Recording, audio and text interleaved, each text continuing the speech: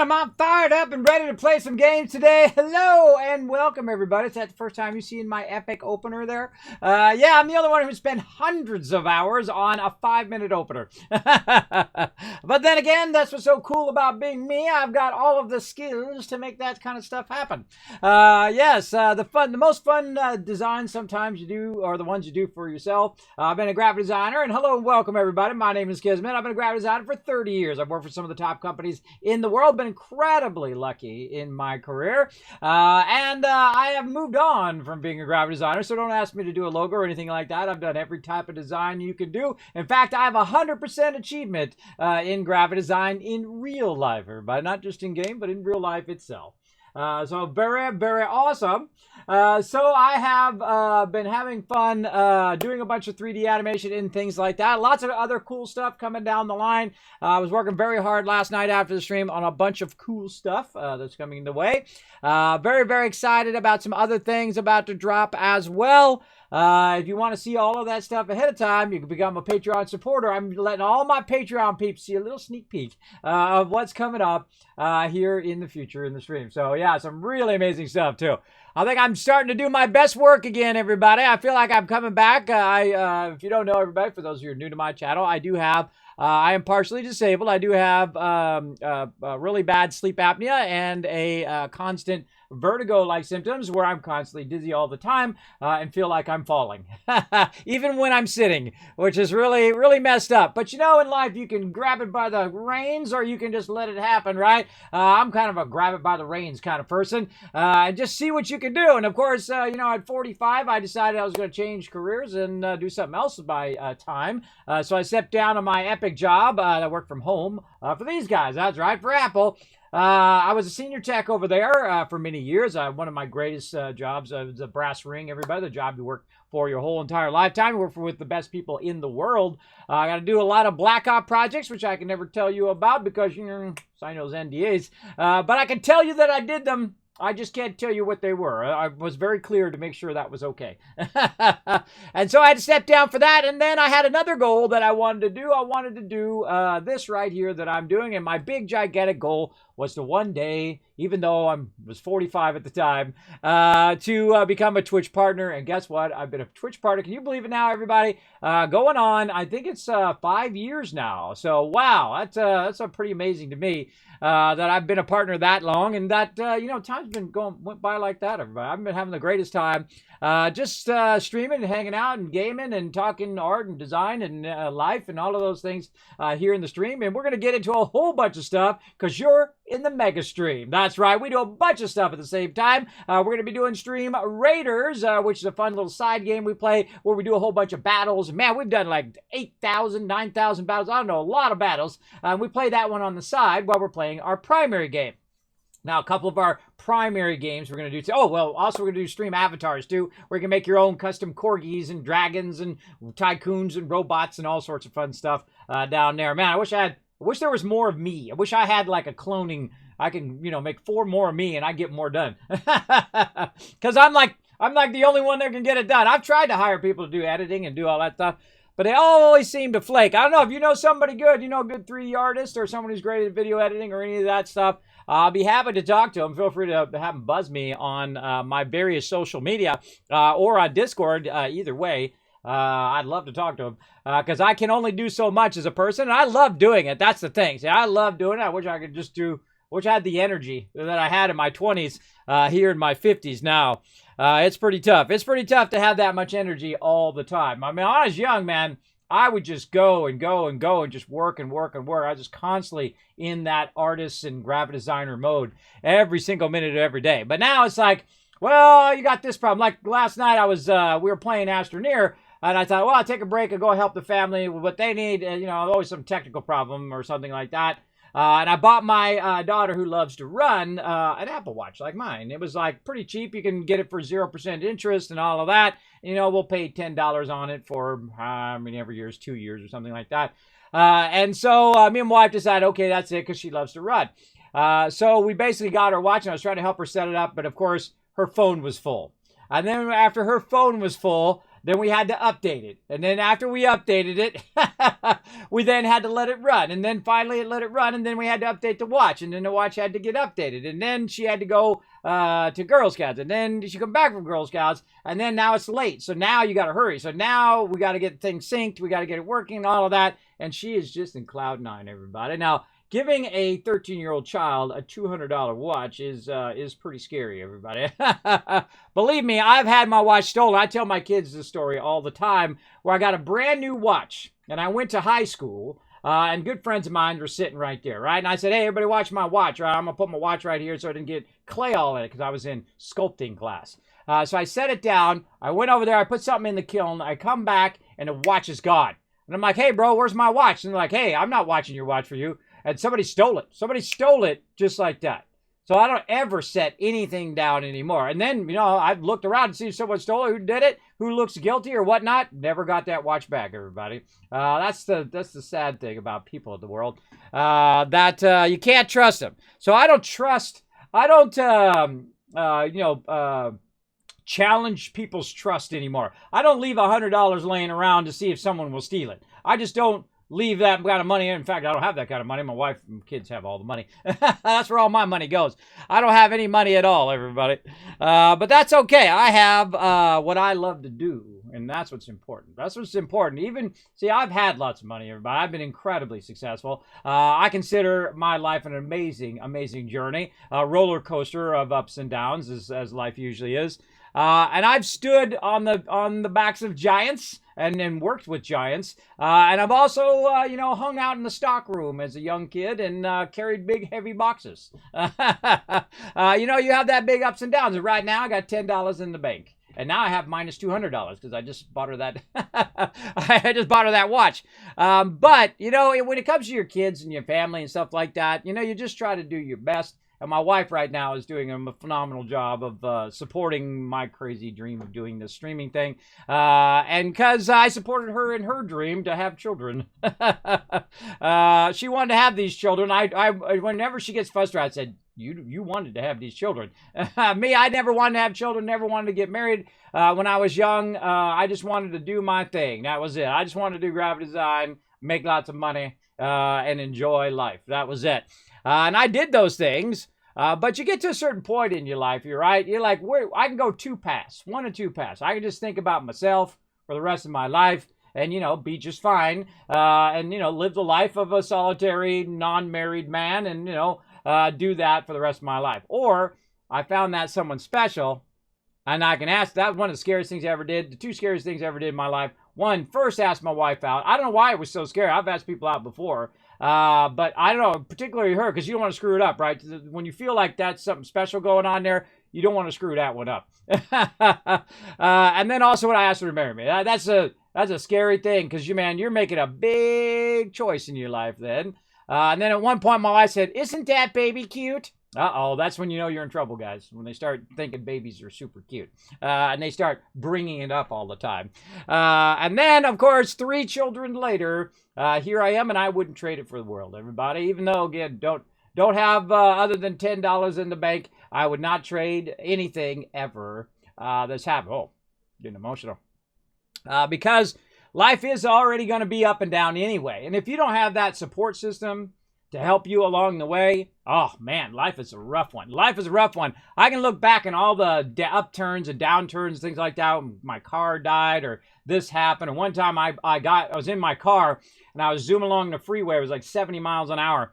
And I realized that the pedal was stuck down. I mean, stuck to the floor. It just went and fell down like some bar or something underneath there became undone. And bam! And I was going 70, 80, 90, 100. And I'm going, oh God, what do I do? What do I do? And I'm like, I see an off pass and I'm like, oh my God, I'm going to get off the thing, but I'm going 100 miles an hour. And so I'm like, you know what?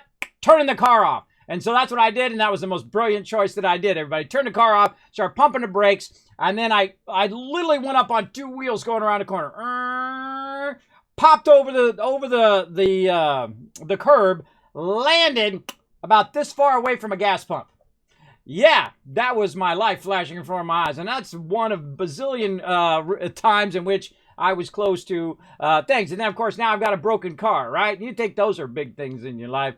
Later on in life, you'll find that those were just trivial things. Later on, you'll find that there are a lot worse things in life than just your car breaking down and this and that and the other little small stuff that's going to happen to you every day. Like right now, I was logging in. I was like, why is my camera not working? Why do I got this shadow? I had this big shadow going on right here. And I realized I have a little thing that goes over my camera that slides over it because don't leave your camera on, everybody, because I don't care what they say. They absolutely can dial into your machine and your watch and your phone and all of that stuff like it was nothing.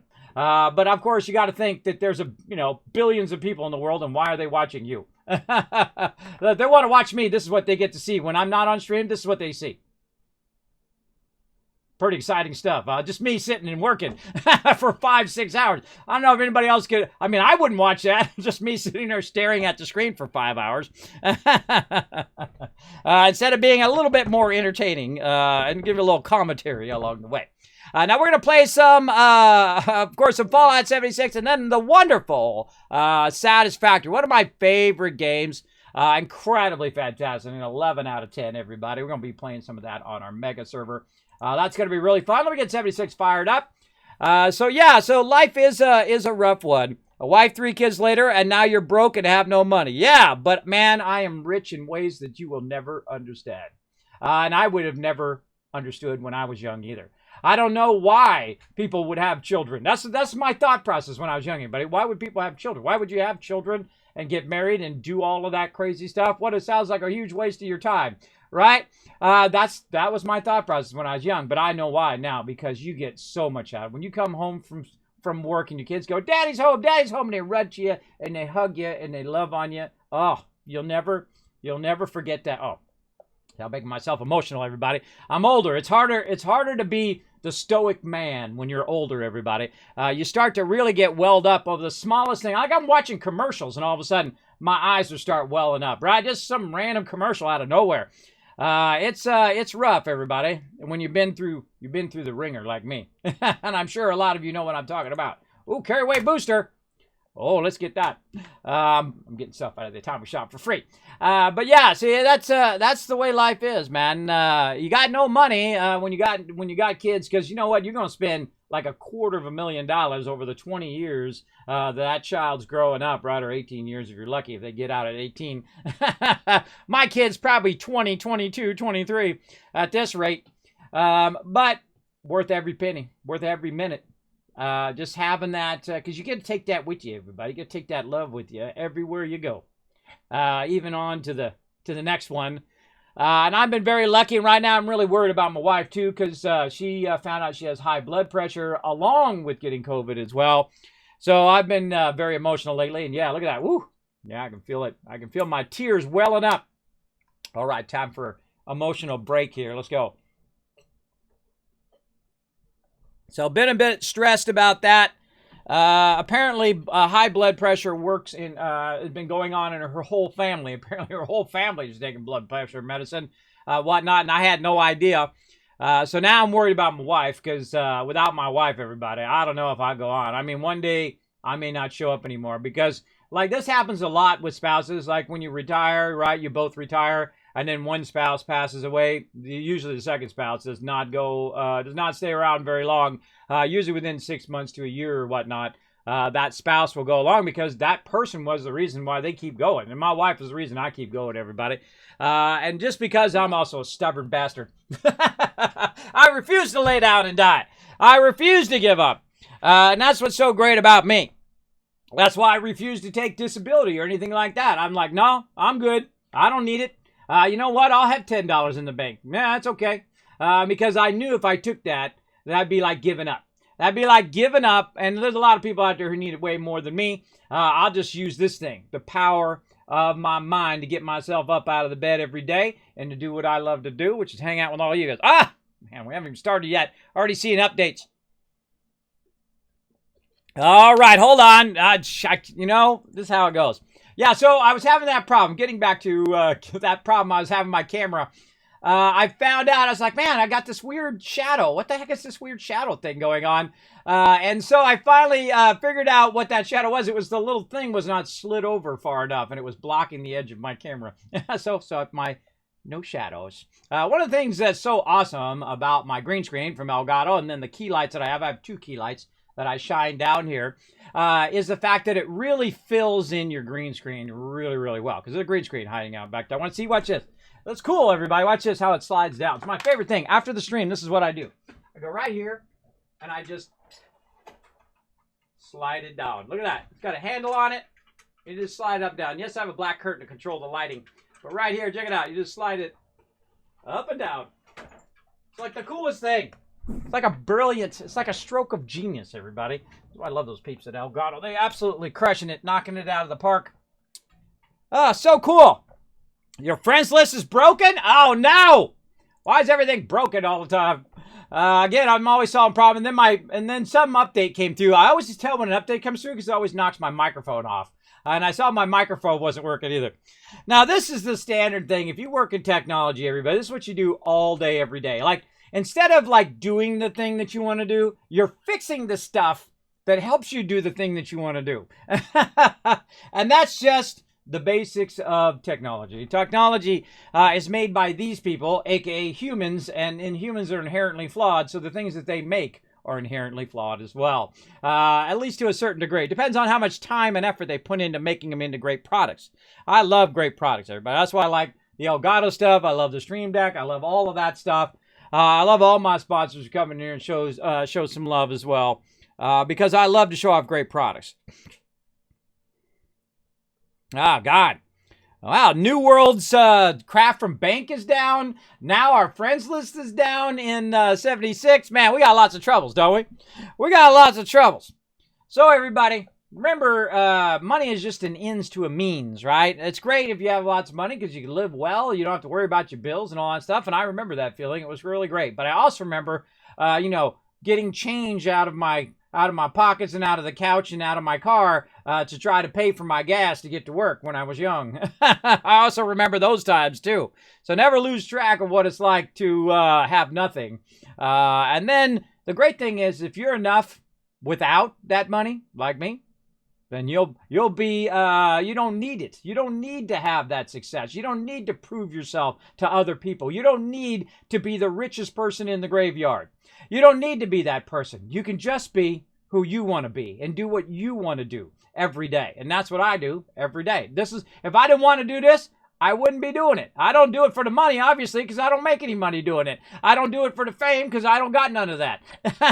And I don't do it for any reason other than I enjoy doing it. And that is what I think is the ultimate in where you get to in your life. You don't have to do it. You choose to do it. And that's why people, when they're rich, by the way, and I've known lots of millionaires over the years, and I can tell you some of them are absolutely miserable because they weren't enough before they got rich, and now they're not enough with it.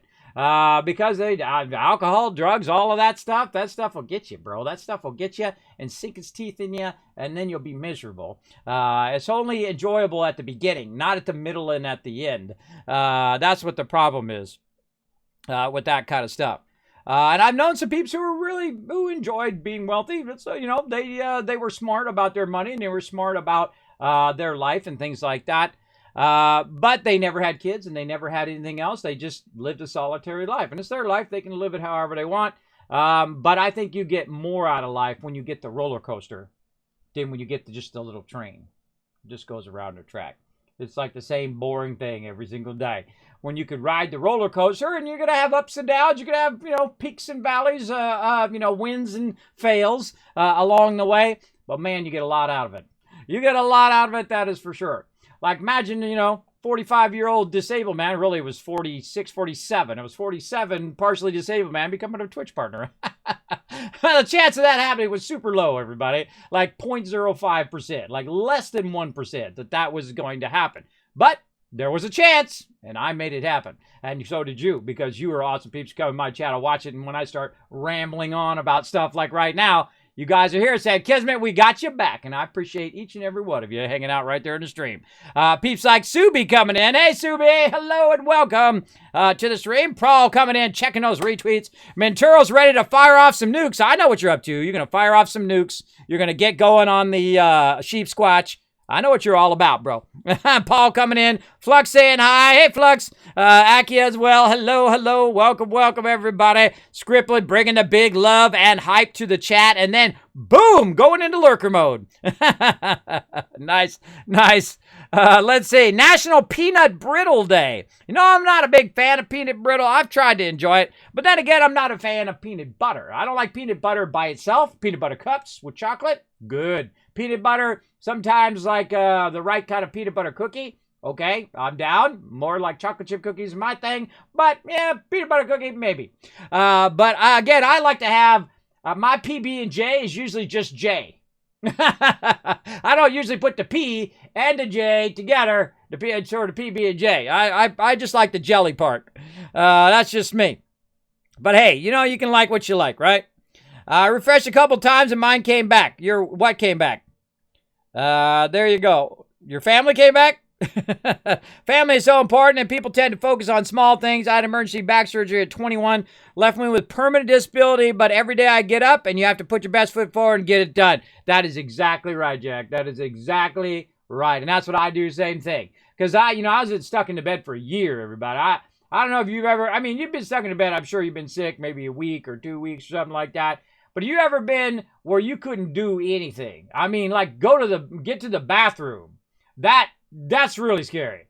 And that could have been the rest of my life, right? I'm just stuck in the bed for, I don't know, 2-3 years until I pass away. I don't know if I would have lasted this long, everybody, if that was my thing. Because it's hard to live even when you don't have medical conditions because life is a rough thing. And I'm not going to sugarcoat it with you because I'm not trying to sell you anything. I'm not going to tell you that life is a wonderful, easy, beautiful thing. It ain't. It's hard. It's hard to get out of the bed every day and do something constructive with your time. Every single day. And a lot of time, you're not doing anything constructive with your time. You're just trying to make some money so you can have some food so you and your family could not starve today, right? Or you keep the lights on or whatever it is. That's usually the way your life is in your youth, especially where you're just trying to figure out what the heck you want to do with your time in your life that you have, right? Because you get a certain amount of time. And that certain amount of time, you get to do whatever you want to do to a certain degree, right? And then some things you have to do. And you just got to get up and do your best you can. That's what I try to do every day. Bring a little joy and love into the world, and that's my job. I think that's a pretty cool job, everybody. I think that's a fantastic job. It doesn't pay a lot of money, but it definitely fills you up inside, and that's what you want, man. You want to fill that emptiness up inside there with something.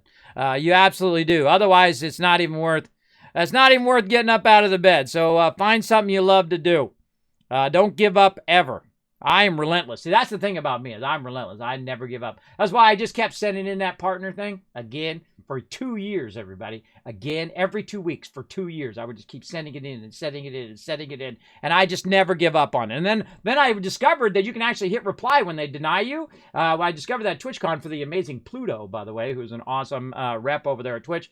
And he said, did you ever hit reply? And I'm like, I didn't know you could do that. So when I got back from TwitchCon, that's where I saw that, with the second TwitchCon, I started replying and I said, what should I do? And they said, oh, we'll work on this. And I'm like, okay, boom. And I said, I crushed that. Now what?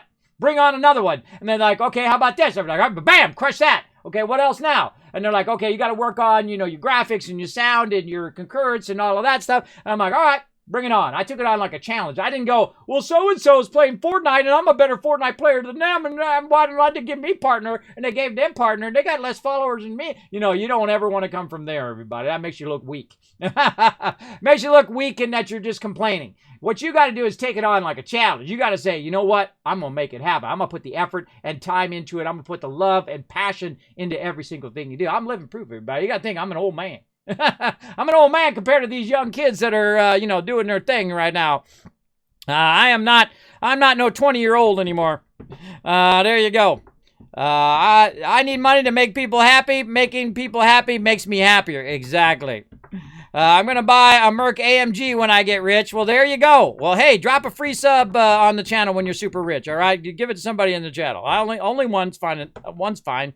It doesn't have to be a lot. I tell that to people all the time. Like, Kismet, I'm come in. I'm gonna do a big donate on your stream when I become rich. And I'm like, just drop a sub, drop a gifted sub to somebody in the chat. I mean, I'm fine where I'm at, everybody.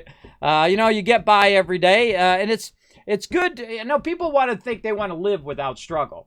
You know what happens when you live without struggle? You get bored. Believe me, you get bored. If you have nothing to do and nothing to challenge, because even if you were rich, you still got to live, and that's the hard part. The living is the hard part. And if you don't have something that you enjoy and that you can live for, then it's tough to get up every morning. I mean, you got to think that's why millionaires continue to work places, right? Why do you think Elon Musk goes into work and works 100 hours a week? The guy's the richest man in the world. Why does he even need to do that? Now, I know a lot of you say, well, he should be drinking pina coladas and, in Hawaii or, the Fiji or whatever, right? And I'm sure he'll do that one day. But right now, he's got a passion for what he does. He doesn't, see, people always like talking about how rich he is and all of that stuff. And you can just see that he doesn't even think about it. It's not a thing that he thinks about. He thinks about, how can we get this done and further this thing along the way? People like that, like Steve Jobs and people like that, who don't think in terms of money. They don't think in terms of things. Money is just a secondary thing that happened while they were trying to do the thing that they're passionate about, right? It's like that will happen over time. You don't really even need to worry about that if you have a passion for something that will eventually maybe turn into something financially great. But you got to start somewhere, and you got to start with what you love to do and what your skills are too. If you have great skills in a certain thing, you should probably try to aim toward that thing. If you wake up every day and all you can think about is writing, all you can think about is dancing or singing or playing games or whatever it is, then that's probably what you should do in your life, because that's all if you're thinking about, if that's all your passion is focused on. Making something positive in the world, everybody. And that's what you should be doing. I'm not kidding. That's what you should be doing. And when I wake up in the morning, the first thing I think about is, let's get on here and let's play some games. And that's what I'm doing. And bring a little love into the stream. I'm lurking and working. There you go, Jack. That's how you do. Get that work going on. I don't want to get you in trouble. Girlfriends are evil. Don't get one. Some of them are. Some of them are crazy, but you got to get the crazy girlfriends. The crazy ladies, I know you're out there, crazy ladies. You know who you are. The crazy ladies, the crazy girlfriends are the ones, they're the best, everybody, when you're young. Not when you're older, though, because, it's like an emotional roller coaster all the time. But, when you're young, go for it. Go for it. It's, find out who you like, who you're into, who's into you, that kind of thing. Take that risk. It's going to be the most painful thing. And I've had really bad physical pain. I had like gallbladder pain that made me pass out from the pain many, many times, hundreds of times. And I can tell you what real physical pain is. And there ain't no pain more powerful, more hurtful than someone you love who doesn't love you back. Believe me. Oh, man, that hurts bad. That hurts really bad. That's the worst kind of pain. But yeah, girlfriends are rough. And boyfriends are rough too. Maybe it's the boyfriend who's having the trouble and not the girlfriend. So I always assume it's me, right? I at my age, I just assume I did it. User error. As opposed to when I was young, I assumed it was everybody else's fault. Just like you flip at some point in your life where you realize that maybe it was me. Maybe I'm the one that's screwing things up. And it really helps you a lot in life, I tell you. It really does. If you stop, approaching stuff from an ego point of view, that I have to be right, and I have to be the smart one, and I have to be, control every situation and every conversation and dominate other people, you will see that your life gets so much easier. I don't have to impress anybody. I don't do nothing for nobody. In fact, I don't even have to play a game. I can sit here and talk to you guys all day long if I want to. If I want to, but hey, I want to get in some games here eventually. Hey, Olaf, what's up? Because I like playing games, and we're going to get you guys some battles. Let's go. To battle. I do whatever I want. It's my stream. That's why people come in sometimes. They're like, play the game, play the game. I'm like, nope. I'm not doing none of that. I'm going to do what I want to do. Oh, I forgot to relaunch stream thing. Oh, my bid cup, I just realized over there. Yeah, I got a whole new setup for my Stream Raiders and bid cup stuff coming up. And again, I'm testing out my 3D bid cup, but it doesn't work in this layout. I forgot. That's another thing I need to work on. Hold on, everybody. I got to reload Stream Raiders here. I forgot we did an update. And so we got to reload. Look at all those cute little... Look at them all. They're so cute. Little stream avatars down there. Not to be confused with Stream Raiders, because those are two separate programs, by the way, everybody. Two separate programs. And you can make your own... Ooh, look at this. Free stuff. Let's take it. You can make your own little stream avatar down there for free. That's right. These are all custom avatars for my stream. We've got little baby dragon Norbert. We've got, of course, Sparkle Dog, the English Welsh Corgi. You can make your own cool Corgi dog right down there. You can find it in the panels down below. They're called stream avatars. And if you unlock enough gold, you can unlock the Teamwork Tycoon, which I see somebody's in there as a Teamwork Tycoon. Who is that? Who is this Teamwork Tycoon right here? Paul, look at you. Look at you go. See, he's got enough gold. See, Paul doesn't know, but I can grab him and I can... Wow, God, Kismet, put me down, Kismet. Put me down. All right. I'm sorry. My bad. There you go, Paul. There you go. You're fine. Yeah, very fun, interactive on the stream. There you go. All right, so yes, we got ourselves some quests there. Let's go ahead and go to the store here. Let's see if we got ourselves some scrolls. Let's see. Oh, look out, Papow. Let's go 30. Nope. Let's go ahead and hit this right here. Nope. Oh, wait. What do we got here? Oh, some vampire scrolls. Yeah, all right, cool. All right. Now, see, all of my characters like max level, so I rarely ever get any scrolls anymore, which makes it incredibly hard to level them up. But, you know, that's how I like it. I like it when it scales up and goes into survival mode, into the tougher modes. All right, let's go to our campaign. Let's go ahead and keep our battles going. Now, if you're not familiar with this game, everybody, it is called Stream Raiders, a little side game we play here on the stream. And you're welcome to come and join us. I'm going to go ahead and start using my bomber, and I'm blowing the smithereens. Right here, I think I can get a couple of them in one shot, maybe. I think I'm just going to go right there, see how it goes. Now, again, what you can do is follow that link right there in the chat. Find me or Captain Kismet, Kismet. You can go ahead and get access to the battle board. Again, this is a really fun game, free to play, both on mobile, whether you got iOS, Android, doesn't matter. You can watch the stream while you're also playing this in the background. You can put down one unit every 5 minutes, just like s.p.e.c.i.a.l and Kijin has done. You can go ahead and put down, the more units you put down, of course, the more loot you're going to get. And the more loot I'm able to give out to everyone, all right? So work together in the chat like I work together with my crew on stream, all right? So go ahead and get to that. We'll come back to that in about 30 minutes. Let's play some 76.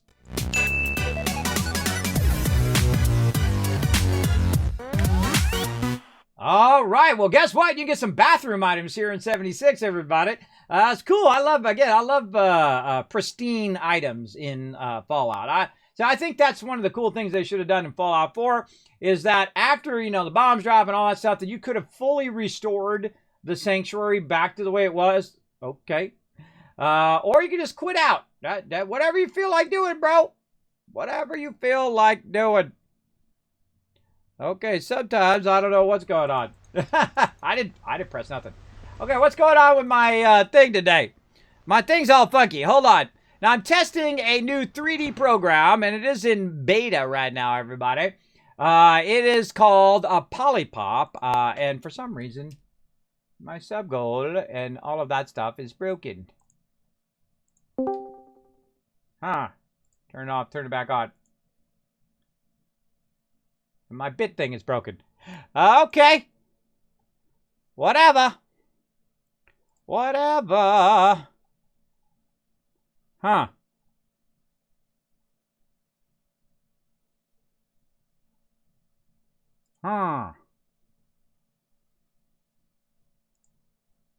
Always something. Hold on, let me disconnect it and reconnect it. Aha! There we go. All right, that's usually the fix for everything. Restart it, everybody. Restart it. Get it going again. Let's see over here. All right. Now we're getting somewhere. Now, again, I'm going to be testing a whole bunch of this stuff, everybody, along the way. Wow, 206. Can you believe that? Out of 250. Bam. Wow. We're up to 200. Oh, wait, that's the wrong one. That's the wrong one right there. We need this to be... Now, look, I'm always doing all this technical stuff behind the scenes. over here. Try to fix my sub goal. Bam. All right, there we go. We got the sub goal fixed. This is what I do for endless hours. You guys never see all of this stuff.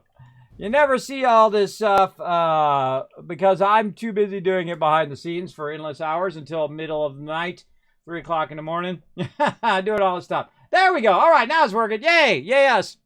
All right. Let's go ahead and get into it. That's a true 3D bid cup. That's a 3D model right there, everybody. That's actually a true 3D model. So if you drop bits in there, they'll actually bounce in the Z direction, which is toward you guys, which you can't do anywhere else because it's not true 3D. It's only 2D, pretending to be 3D. All right, so let's get back to some 76. I don't know why I quit out there. That was weird. But you can see you've got some cool updates in there. Let's go ahead and get into adventure mode. I get that going on as well. Now, I just posted my 3D opener, which you guys saw if you were watching since the beginning of the stream. My Patreon peeps got to see it first, which is pretty cool for them. And, of course, some of you who are watching here on stream at the top of the stream. So enjoy that as well. And we're going to load in to adventure mode here. And I've already done some of the other stuff that I need to do to get started. So we're going to dive in and get it going here. And my goal, of course, is to just get my dailies done. Not to sit and play for 5 hours and do a bunch of events. And so my main goal is just focusing on getting that daily. So we'll pop in, see what our dailies are, try to get those done. Now on Thursdays, tomorrow, we will do a lot more 76. Where we go in and we do events and we do all of that stuff. Let's see. Oh, no camp. Oh, man, I'm out of here.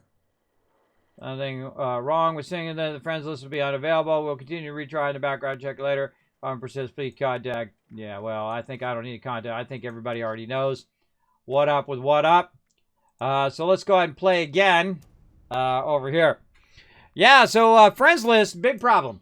Big problem. Their friends list has been screwed up for years. And they finally fixed it, which is awesome. And apparently they broke it again. One of the things that was really annoying about the friends list is you guys would send me friend invites. And then I would never see them. I would never see the friend invites. And every now and again, it would like, when I was in there, it would show me like hundreds of friend invites of people who've sent me friend invites in the past. And then all of a sudden, it would vanish. And then I wouldn't see those friends anymore. And then also it would put your name way down alphabetically in the list. Which is dumb, because I can't see your name way down there. Look at that, friends list, dead. Yeah, I would see it way down there, and then so I would try to get it in time, and by the time I got to it, it would go away, and whatnot. And I probably should clear my entire friends list, but hey, you know what? I don't know how to do this now. How do we get in the same thing? Right? How do we get in the same world if we don't have a friends list? You guys let me know in the chat. I'm going to start with my basic stuff first, and then we'll try to figure out why stuff is broken all the time while we're doing something else. It just works. It just doesn't work is probably the better saying on that particular feature. Yeah. Sometimes you say stuff and it comes back to bite you, doesn't it, Gnarl? Oh, man, I feel bad for him because you got to think that he doesn't make the games, everybody. He doesn't make the games. He's not the personal person sitting there coding the games. And he might have, like, you know, corporate overlords who are telling him to do stuff. And he's just got to take the hit every time something goes wrong. I bet he's off working on Starfield and not really that much on Fallout 76. I bet you it was a side project, because this doesn't feel like a Fallout 4, everybody. This is not on the level of Fallout 4. It's certainly not on the level of Fallout New Vegas. Absolutely not. This is not on that level. I'm sorry, that's just the honest truth. And that's the way it was since it was launched. But is it way better than it was? Oh, absolutely. Do I enjoy playing it? Yes, I do. Otherwise, I wouldn't play it at all, because I don't have to play nothing I don't want to play. I don't care who my sponsor is. I'll play games that I want to play, and that'll be it. Like, you won't see me play like League of Legends or Fortnite just because it's popular. I play games I enjoy because I'm at that age where I don't answer to nobody and I'm not going to do anything I don't want to do. That's as simple as that. And I tell it to you straight. That's why you come in my stream. I'm not going to BS you. I'm not here to sell you nothing or none of that. Hey, Moose found his way over here. Hey, Moose. Big love, bro. Oh, Moose found his way. Oh, hold on. I got to say hello to my group. Hey, everybody. I don't know how you're going to find me. It looks like Moose found me, though. I don't know how you guys are going to get in the same one as me, but give it a try. Hey, Moose, tell them how you got in with us. You server hopped. Oh, there you go. All right, he said he just server hopped until he found me. That's lucky, bro. You know how many servers there probably are? There's probably 1,000 servers. Fallout 76 is a lot more popular than people think. The Fallout community is massive. It is absolutely huge. And the reason why this game is still going is because of people like me and a lot of other Fallout fans, like all of you guys, who love the Fallout thing. And this is what I always want to do. I want to have Fallout adventure with friends, right? So Fallout 4 with friends, basically, is what Fallout 76 is. And that's what I like. I like the team aspect of it. That's what makes it fun. Really, any game is more fun when you're hanging around with great peeps, I think. I think it really elevates any game. And that's hard to do, right? That's hard to have a game where it invites people to work together. And that's why I enjoyed playing New World last night. I was running behind. No, I apologize to my crew. Taking care of my IRL stuff. But we did get our crafting exchange in. We had a fun time, running around, doing portals, and hanging out and all of that stuff. And we're going to get more into that as the week goes on. We're going to try to get some expeditions going in on Thursday. Tonight, I'm going to be doing some questing, running around. On Saturday, we're going to start earlier. We're going to start at 1 o'clock. And then we're going to be doing runs, chest runs, and things like that. And try to get everybody together to get that going on. Oh, not that one. I don't need to make any ammo. I need to go over here and check this out and see if there's anything I can do. Nope, no. I'm always looking for smelting in that one. We already did all the food. Okay, let's go ahead and use the vendor because we gotta offload some of this loot. Now, I actually muted the game because there's way too much overlapping audio in this game. That's one of the most annoying things about it is that you have you're trying to listen to an audio tape or you're trying to interact with a person, and then in the background you got 5 different audios running. You got I got the radios turned off. Luckily they added turning off world radios. Thank you to them for that. But they added all these NPCs and all of this stuff, and then you got a robot talking, you got your dog barking and making animal noises, you got people in the background playing music or doing something, running around shooting, you got mobs blasting, you got other NPCs talking while you're talking to the main NPC, and all of that stuff. I feel like that's the biggest thing they need to overcome, is that constant overlapping audio.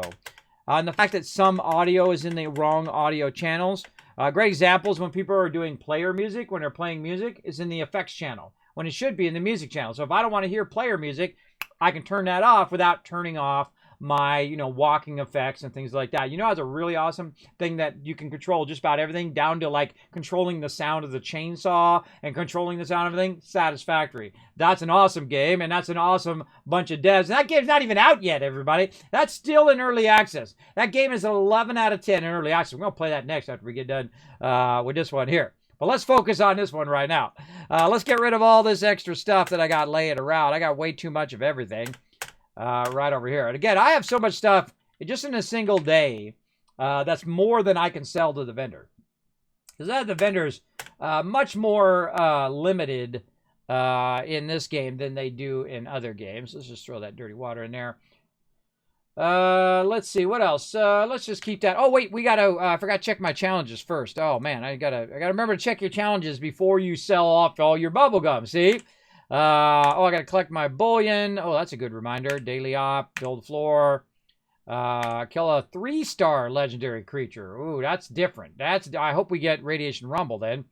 And then of course our level up. Complete an event will take care of itself, and daily challenge will take care of itself. There's something else I had to. Oh, repair weapons. That's right. I'm glad I put that in there. I would have forgot. So let's go ahead and chew our bubble gum, and that's why I keep bubble gum in here. By the way, it's just for this particular daily. So I keep it in there, and then I go ahead and I chew some bubble gum, and bam, super easy, right? And the same thing with a little bit of alcohol. You should keep a little bit of alcohol in there for that one when that one comes up. And I think I got rid of most of my alcohol here. I can get rid of my carrots right now. And I actually need to keep some of that. When I get some more, as I go along, some more alcohol there. I should keep that in there. Because that's a quest. Oh, look, I got my thing. Oh, hold on now. Hold on now. I got my little squeaky guy. My little bubble machine guy. Oh, let's do it. Oh, that's a legendary reward, too. Oh, hold on now. Hold on. We got to go put our bubble guy down. Let's go do it. Oh, man. I bet you that's miscellaneous structures. What do you guys think? Miscellaneous structures? Seems like a miscellaneous structure to me. Nope. Maybe not. Shelters, wall decor, floor decor. Maybe. I don't know how they pick these categories, everybody. I would think that would be miscellaneous stuff. Holy moly. Look at, you got to give it to them, man. They really did add a lot of good stuff into this game, man. They got a lot of stuff that you can choose from in your camps, man. You're not that hurting, but of course I'd love to have the vault stuff from Fallout 4 and all of that. Is it display? Is it a resource? Is it a generator? Maybe it's a bubble generator. Maybe it's a defense item. I don't know where it is. What do you guys think? The bubble machine should be in the new tab. There's a new tab? What's the new tab? Oh, new over here. Recent.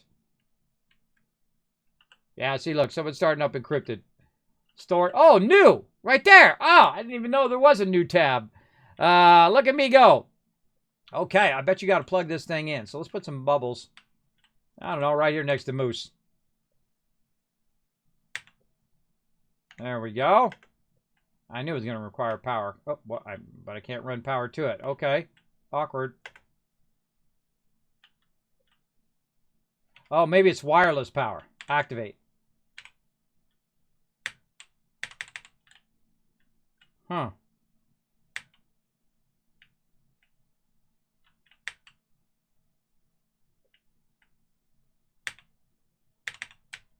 Weird. Okay, so normally you go like this, you press spacebar, and you run it. I bet you it's a wireless thing. All right, hold on. Let's put in a power connector. Now, don't do anything, everybody else who's watching the stream. Let me figure it out. All right, don't come over here and do it for me. I appreciate it when you guys do it. Busted. What's busted? What's busted? I don't know. You gotta say what's busted when you use the busted command. Otherwise, I won't know what's busted. I don't know what you're talking about. I don't think the thing is busted. I think it's, I have to put a wireless one. Let's put a vertical one in here. Right there on the top of this popcorn machine. There we go. And then we can run it from here.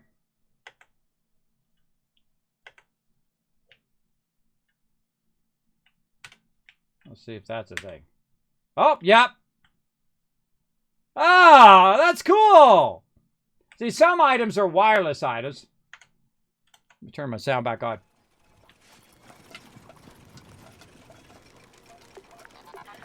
Oh, I like that. I like that. That's good.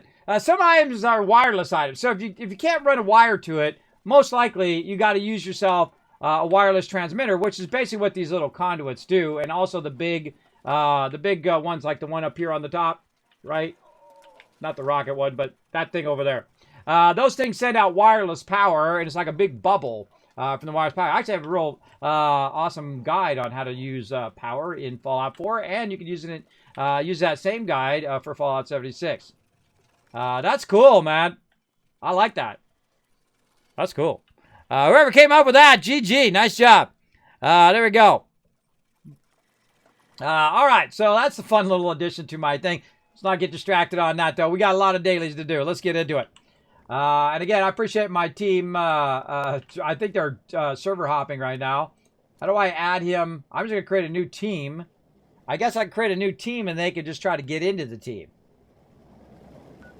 I'll just do that. Because I can't add them. Yeah, see, Moose joined. I created a new team, so if you eventually find our server, feel free to just jump in my team. And if we see too many other people in the team, I'll jump out. You guys just let me know. How goes the dailies? Well, I haven't done anything yet. I'm about to start on something. What was it? Build a floor, roof, a wall. Okay.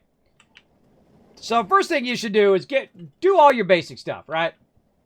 Like I just take the first thing that's in the list here, and I go ahead and I make a bunch of those, right?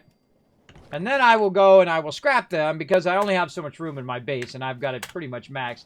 But I leave a little room just for these dailies, right? Just so I can do these dailies. And then bam, even though it says like 4 of 5, that actually is 5 of 5 because you can see that this score thing popped up in the background and I got credit. So that's done. Really, look, that took 10 seconds. You do that, you got it done. Repair armor, weapons, or power armor. That's a weekly, so we'll work on that as we get stuff. Collect gold bullion, that I can do, and then kill. All the rest of the stuff is just stuff that will happen as we go through the day here.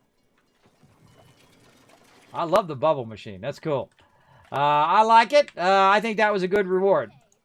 You know, they're on point, everybody. I feel like the crew's working on it now. They're crushing it here in Fallout 76. You know, they're starting at a detriment too, because you got to think that, you know, they're trying to fix what, you know, other people made, and that's always a tough thing to do, right? Come back and fix it later, kind of thing. You know, and I'm sure a lot of people got, you know, told sternly of their failures. Oh, that's a new plan. Look at that. I got a new plan I didn't even look at. How do I know? Because it doesn't say that it's known. Arctic Marine right leg. Ooh, look at me. Okay, cool. New stuff. And then, did I max the vendor today? Hold on. Let's go find out. Let's go see. And again, most of the time I have these guys muted because I don't want to listen to it. 818. Okay, I got plenty of purified water to drop in there. Look at that. Boom, 400. That's how I make my money, everybody. Both in Fallout 4 and 76. Purified water is usually my go-to moneymaker. But I have a ton of other stuff I need to get rid of, too. So what I try to do is max the vendor every day. Because it should be like one of your days. It's like you should consider that like a daily quest. To try to max the vendor, get as much stuff as you can, so you can buy patterns and all of that other stuff. You can also, God, look at those rataways. You can also sell stuff from your vendor to other players. That's how you're really going to make a lot of money. And if I had more time, I'd probably be doing that. But then again, I'm always like maxing my caps anyway. Even if I don't do that. Look, that's more than he even has. Hey, Suri, what's 398 divided by 6? 398 divided by 6 is about 66.3333. 33333. She loves to say that. All right, then 2. Then we go to our bobby pins, which I actually only need 1 because I have Master Infiltrator. But we want to get that extra couple caps. That's how we do.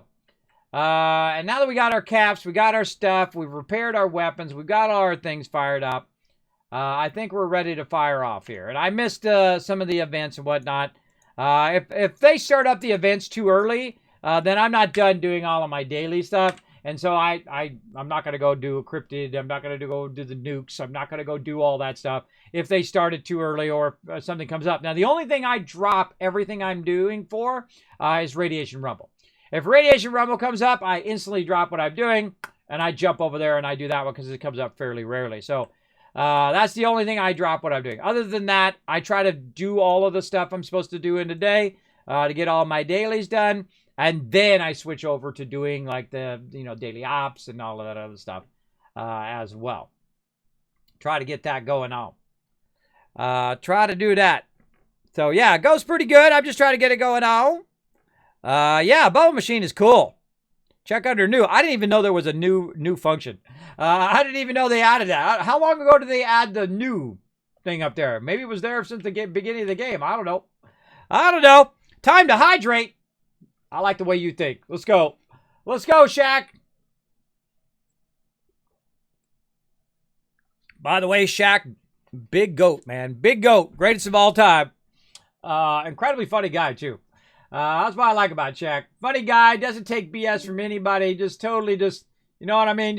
Yeah, whatever, bro. That's what I like about Shaq. He don't mess around. He doesn't take nobody's stuff, and he'll be all over him. And he's a big dude, everybody. You ever seen him drink a bottle of water? You ever see it? His hands are like this, bro.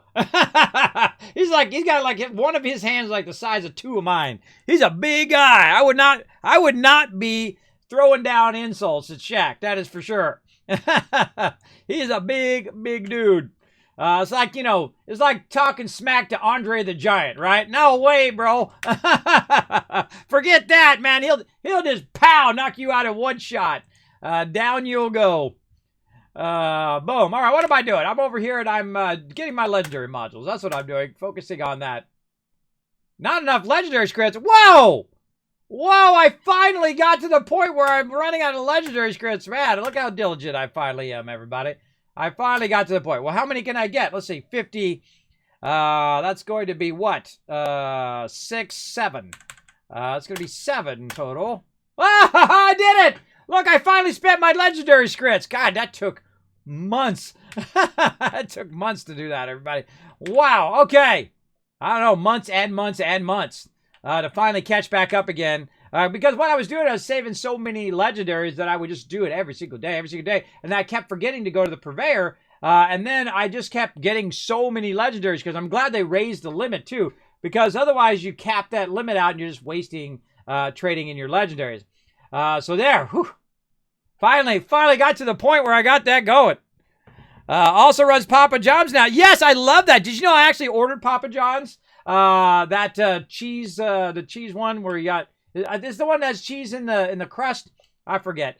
It's something like that Shaq was saying in there, and I'm like, you know what? I'm gonna order that up. Let's try that out. And everyone's family's like, yeah, let's order that up. And I'm like, I hope Shaq brings it to my house. That'd be awesome. I don't think Shaq's Papa John's is in Tennessee, but hey, if Shaq shows up, man, I'm gonna get that on video for sure, and I'll show it to you guys. So Shaq, if you're watching by some weird miracle right now, feel free to drop off, Papa John's pizza, and I'll be happy to pay for it. If you want to drop by.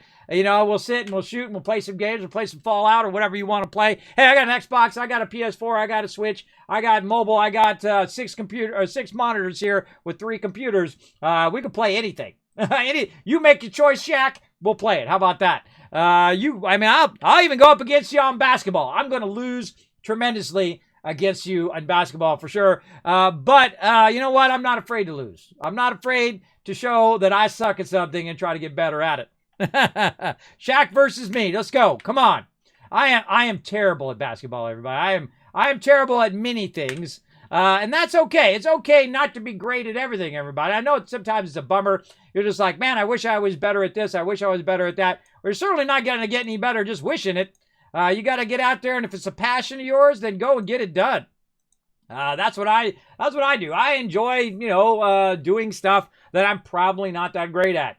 I'm not going to do it as a profession. It's not like I'm going to go out and, try to, join the NBA or anything like that. And as a kid, I realized it very quickly that wasn't my passion and that wasn't my thing. But it's okay if you don't have a passion for it and somebody else does. A great friend of mine, he was all into aviation as a kid. He loved to watch planes take. He could sit there and watch planes take off and land and take off and land for like 5 hours. For 5 hours, he's sitting there watching. Now, I got other things to do in my life, or maybe I've got nothing to do, but sitting watching planes take off and land. I'm a big fan of aviation, though, but not that big of a fan. Not like 5 hours kind of fan. More like an hour. And then I'm like, all right, I'm cool. All right, I'm out. I'm going to the beach. I'm more of a fan of the beach and having fun there than sitting and watching planes take off and land. But he always wanted to be a pilot, and guess what? He went off to be a pilot, by the way. Yeah, see, because he had that passion for what he loved to do. And he had a dream of what he wanted to do in his life. And that's the hardest part, everybody, finding out what your dream is, right? And that dream changes as you get older, and it changes to different things throughout your life, depending on the ups and downs of your life. And that's the hardest thing, is to keep that in focus. Because you know what? You get distracted all the time. Like here on the stream. I get distracted from my dailies. Imagine in real life how often I get distracted from what I'm doing. Right? So I try not to get too distracted. I try to stay focused on what I'm doing, both in-game and in real life. All right. Kill 3-star legendary. Complete a daily operation. Level up and repair items. Okay, so we got to get into something. I don't see any other events. I missed a few there. Oh, surface to air. All right, let's get warmed up a little bit. Oh, wait, I got to go and I got to do my, I got to get my perks set properly first. See, I almost went to a thing without having my perks again. Yeah, Shaq versus me. I'll play him on video games. Come on, let's go. Play him in real life basketball, man. Oh, forget about it. He would just push me down and then just shoot it in the thing. Shoot it in the thing like a million times. And I'd be like bouncing it off the backboard. Or the most embarrassing shot. You know the most embarrassing shot in basketball, which I think is hilarious. I've done it many times. So you're playing basketball with your friends. And you go to shoot the shot, and it doesn't even hit the backboard. It just goes right over the top. That's the most embarrassing shot in basketball. When it doesn't even hit the backboard. The backboard is huge, everybody. At least I think so. And sometimes you don't even hit the backboard. It's funny because I used to play basketball with my kids when they're young. We still do every now and again. But not like a serious basketball game. We go over there, we shoot hoops. That's what we do. And because it's fun, right? It's a fun thing to do, like on a Saturday or Sunday. You go take your kids and you walk over to the local basketball thing, or you go play a little baseball where they hit the ball, right? But we're not seriously playing a game. And so we'll shoot hoops or whatnot. And when my kids were little, that's what they would do. It wouldn't even get to the height of the rim. It would just like sail underneath it, or eventually when they got older, they would throw it and it would just go sailing right over the top of it. Everybody, nowhere even close to the basket. And that's okay. No, that's what I'd say to them. It's okay. Just keep trying. That's the whole point of it, is that you're trying to, learn how to zero that in. And, that's part of the fun of playing that game, right? It's, you don't have to be so crazy about it, that you take all the fun out of it. That's the hard part. That's the real hard part, is not taking all the fun out of your favorite sport or your favorite game. All right, so let's get out of the power armor. Why am I in my power armor? I don't even know why I'm in it. I'm not doing anything that's needing my power armor. I was wasting my fusion cores there, which I probably only have a few of. Let's get the shotgun going on. We'll do that battle here in just a second.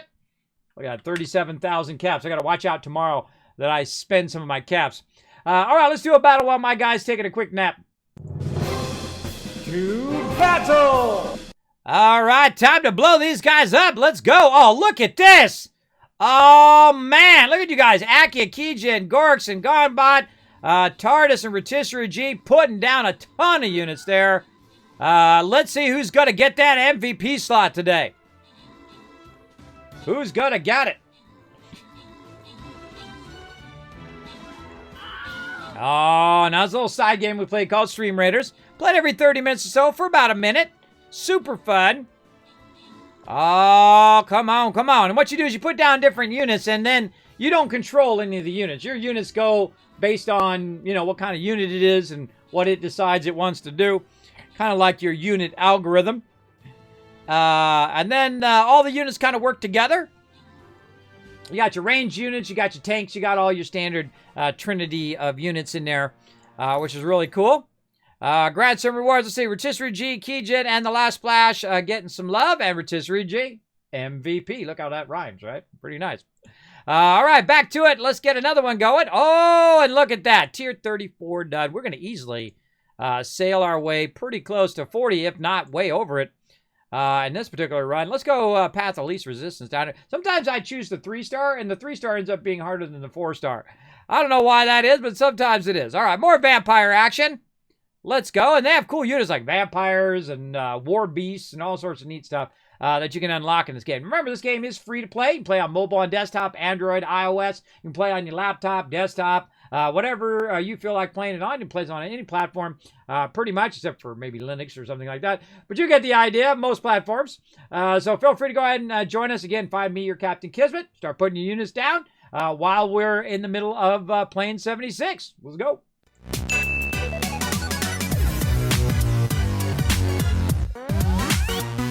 Oh, the friends list is back up. Oh, well, good timing. Good timing. Yay. All right. There we go. Wow, look at all these awesome peeps that are on right now. Whoa, look at all these sexy peeps right now that are online. Feel free to come and join me, everybody. All right. Moose says friend list is back up, and he is not wrong.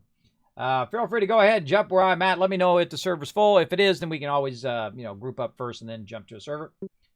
All right. Looking sexy. Oh, I'm glad. Probably everybody's been playing all day, this morning. Are like, God, the friends list isn't working, and then I luck out and I get in, and the friend list starts working. Maybe it was me, everybody. I seriously doubt it. I seriously doubt it. Just like it's not going to be me versus Shaq, and I'm not going to be the one who wins unless he lets me win, everybody. I am certainly not going to win in any chance of winning going up against really anybody in basketball. I can't even. I probably couldn't even win against my kids, everybody. They're younger, stronger, and faster than me.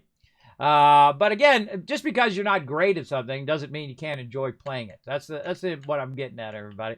And that's the way I am in games. I enjoy games, even if I'm not like the #1 ranked, Valorant or, Call of Duty player in the world. It's okay. I don't need to be the #1. Some people need to be the best and need to be the #1, and that's okay. I like being great at being me. That's what I like being great at. Being great at being a decent human being. That's the hardest thing you'll ever do in your life. All right, being rank 1 is at being a decent human being. Oh, I like that one. That's a good one. Rank 1 human being. Even better. All right, let's see. So what do we got? We got to, I bet you it's over now that I took so long. Thoughts on Parade, Monster Mash. Oh, all the ones I don't like. Okay. All the ones I don't like. What do you keep doing busted for? Skill set crafting. Busted skill set crafting. I don't know what that means, Zach. You just made my brain hurt. What up? What up, bro? Skill set crafting. Oh, I went into crafting set instead of shot update. Oh, I went into the wrong set. Oh, look at that. That's 1,000 kiss caps for having my back right there. Thank you very much. You can thank Akia now for all those kiss caps. And if you win some giveaway in the future, make sure to thank her for helping you out. Or him. I'm sorry. I don't know if I got it wrong. I forget sometimes which is what. And you can correct me if I screw up. All right. Let's see. So, yeah, we missed out on the good stuff. So what should we do? Let's just do a, let's see if Tardis is in here. Are you in here, Tardis? Are you in here, Tardis? Should I boot some people out of my group here? Say, oh, you are in the group. All right, cool. We're going to go, let's go do daily op. Daily op time. Now, see, the advantage of being on the Discord is that, one, I can talk to you live instead of, 10, 20 second delayed. And then also, I put you in the party first. So if you take the extra effort to go on the Discord, it just makes it easier for me to manage stuff. So let's do it. Come on, join. There we go. I didn't even look what it was. Wish this game had crossplay. Would definitely play with everyone. Exactly, Shaq. Now, guess what? It's owned by Xbox, right? Do you have it on Xbox or PS4? I have it on all of them. That's right. I have it on PC, Xbox, and PS4. So even though I own it on all the platforms, look at this guy. Look at this guy. See, this is why you always have... Oh, I didn't bring any thingies. There's always that guy, everybody. Look at that. See that guy? There's always that guy who always just runs off and doesn't even realize if anyone's ready or not. All right, well, let's hope everybody's ready. Tortoise is ready. Okay, we got this. These guys hit hard. That's why I hate pug groups. There's always that one guy who is not a great team player. You don't want to run off before everybody's ready because people might be still loading in. They still might be doing their stuff. And so on. And so that's why I always wait for everybody first. Get up here on the top.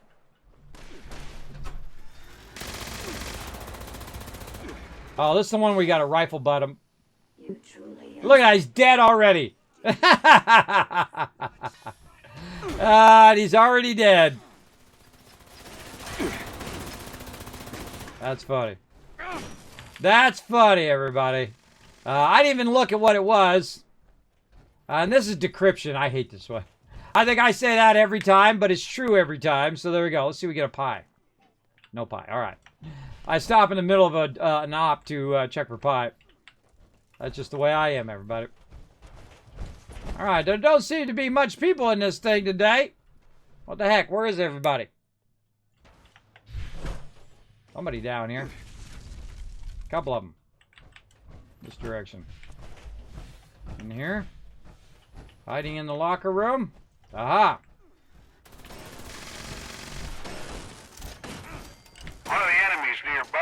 should have the code we need to shut down an interceptor. My intel is limited. You'll need to narrow it down. It's got to be one of the most annoying ones because you got to rifle butt them.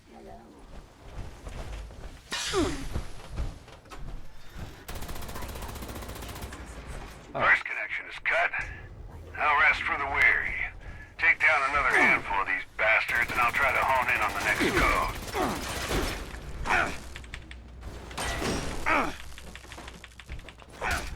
You are about to be introduced to the U.S. Army!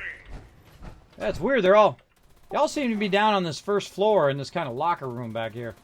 Where I'm finding them. Oh, I hear somebody beeping.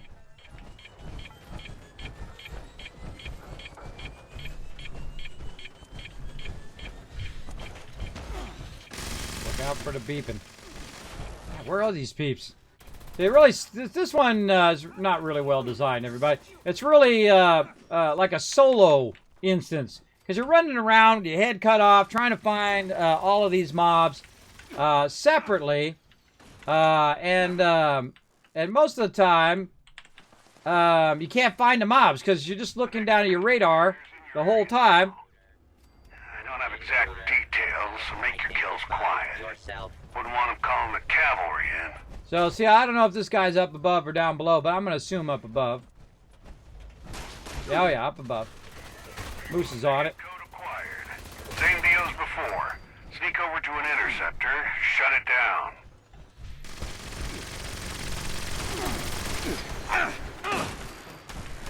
There we go.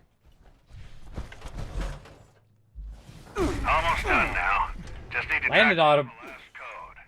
Keep clearing the place out. I'll let you know when I spot something.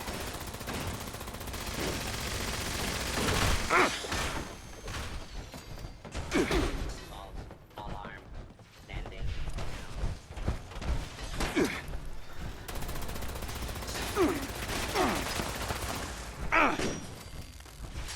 Please clear the area until order has been restored. Man, look how much they hit you for. Look at that. One hit was like a quarter of my health. I'm in power armor, everybody. I'm in power armor. I'm level 424. And for some reason, they take off 25% of my health in one hit. One time I was doing this, I'd use 50 stem packs.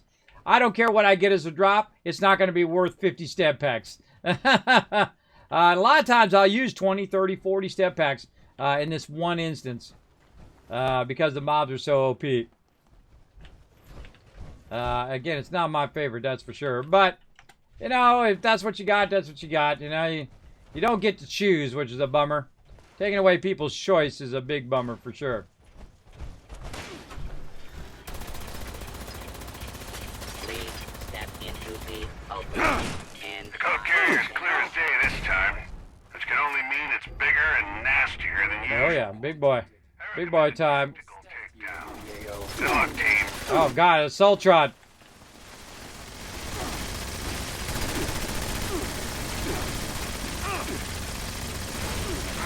Well done.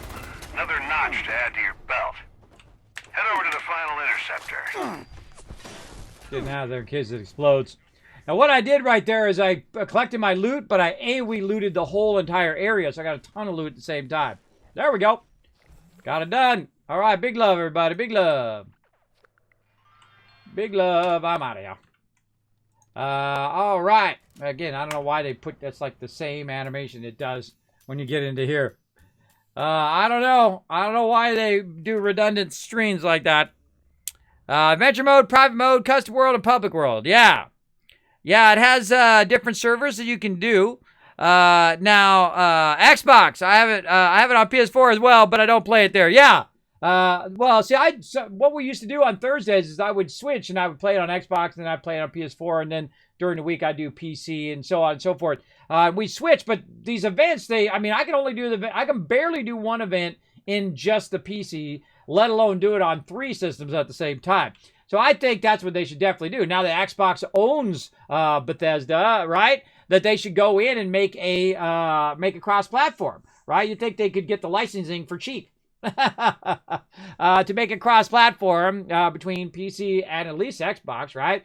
But also for PS4, I think the 2022 should be the year of crossplay. That's what I think. I think everybody should be cross-playing with everybody. But, Xbox and Microsoft just spent, billions and billions of dollars on not only Bethesda and their whole lineup and whatnot, but also Activision, Blizzard, and all of that. And they're going to make some of that stuff exclusive. Of course, they want to sell more Xboxes and whatnot. But, see, the cool thing about being them is that they'll make money either way. In fact, they'll probably make more money because consoles don't make you a lot of money, everybody. They're selling that stuff for cost. What makes you money is the games. And then, of course, you get a little bit of every game that goes onto your console, then that's where you're making your money.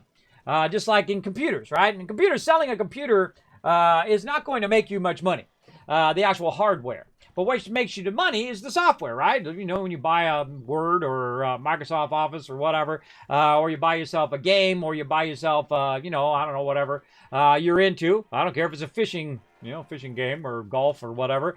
Whatever it is you buy, or maybe like me, you spend tremendous amount of sums on 3D graphics and streaming stuff as well. Maybe that's what it is. But yeah, that's where the money is. The money is in the software, not in the hardware.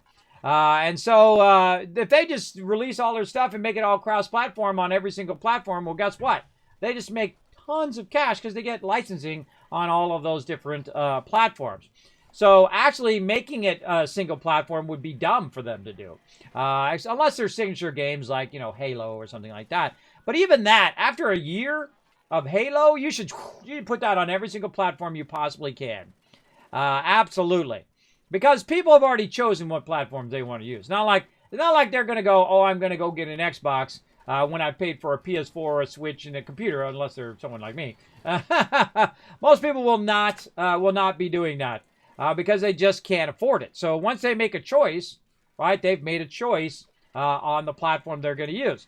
And so then what you do is you get them with the games, right? You put the games out, you put out great games, and then that's how you make your money. From every platform as opposed to just a few platforms, whatnot. And a lot of companies, they don't realize that. That's how Microsoft got so rich. Microsoft got so rich is because they basically made software that went on the biggest, largest platform, and then made it available on other platforms as well, and then have stuff that works on different platforms because that's what it does. That's why they make so much cash. Now, their products are not that great, I can tell you. Their Windows is terrible. Their Updater is the worst program ever made. Some of their stuff that they put out is stuff that they just basically bought out other companies and then said, look, we bought out other companies. We came up with this thing. And then they pawn it off as theirs. That kind of thing. They've done that in the past. Windows was a big copy of Xerox's operating system, which also the Apple Mac stole too from them. And the Mac software is way better. But did it win the computer wars? Absolutely not. Windows has dominated it because every average person in their household got it. Just like VHS tape, everybody. There was a superior format called Beta. And I know because I used it way back in the day. And the quality was much higher and everything about it was much more amazing. But you know what? It costs more.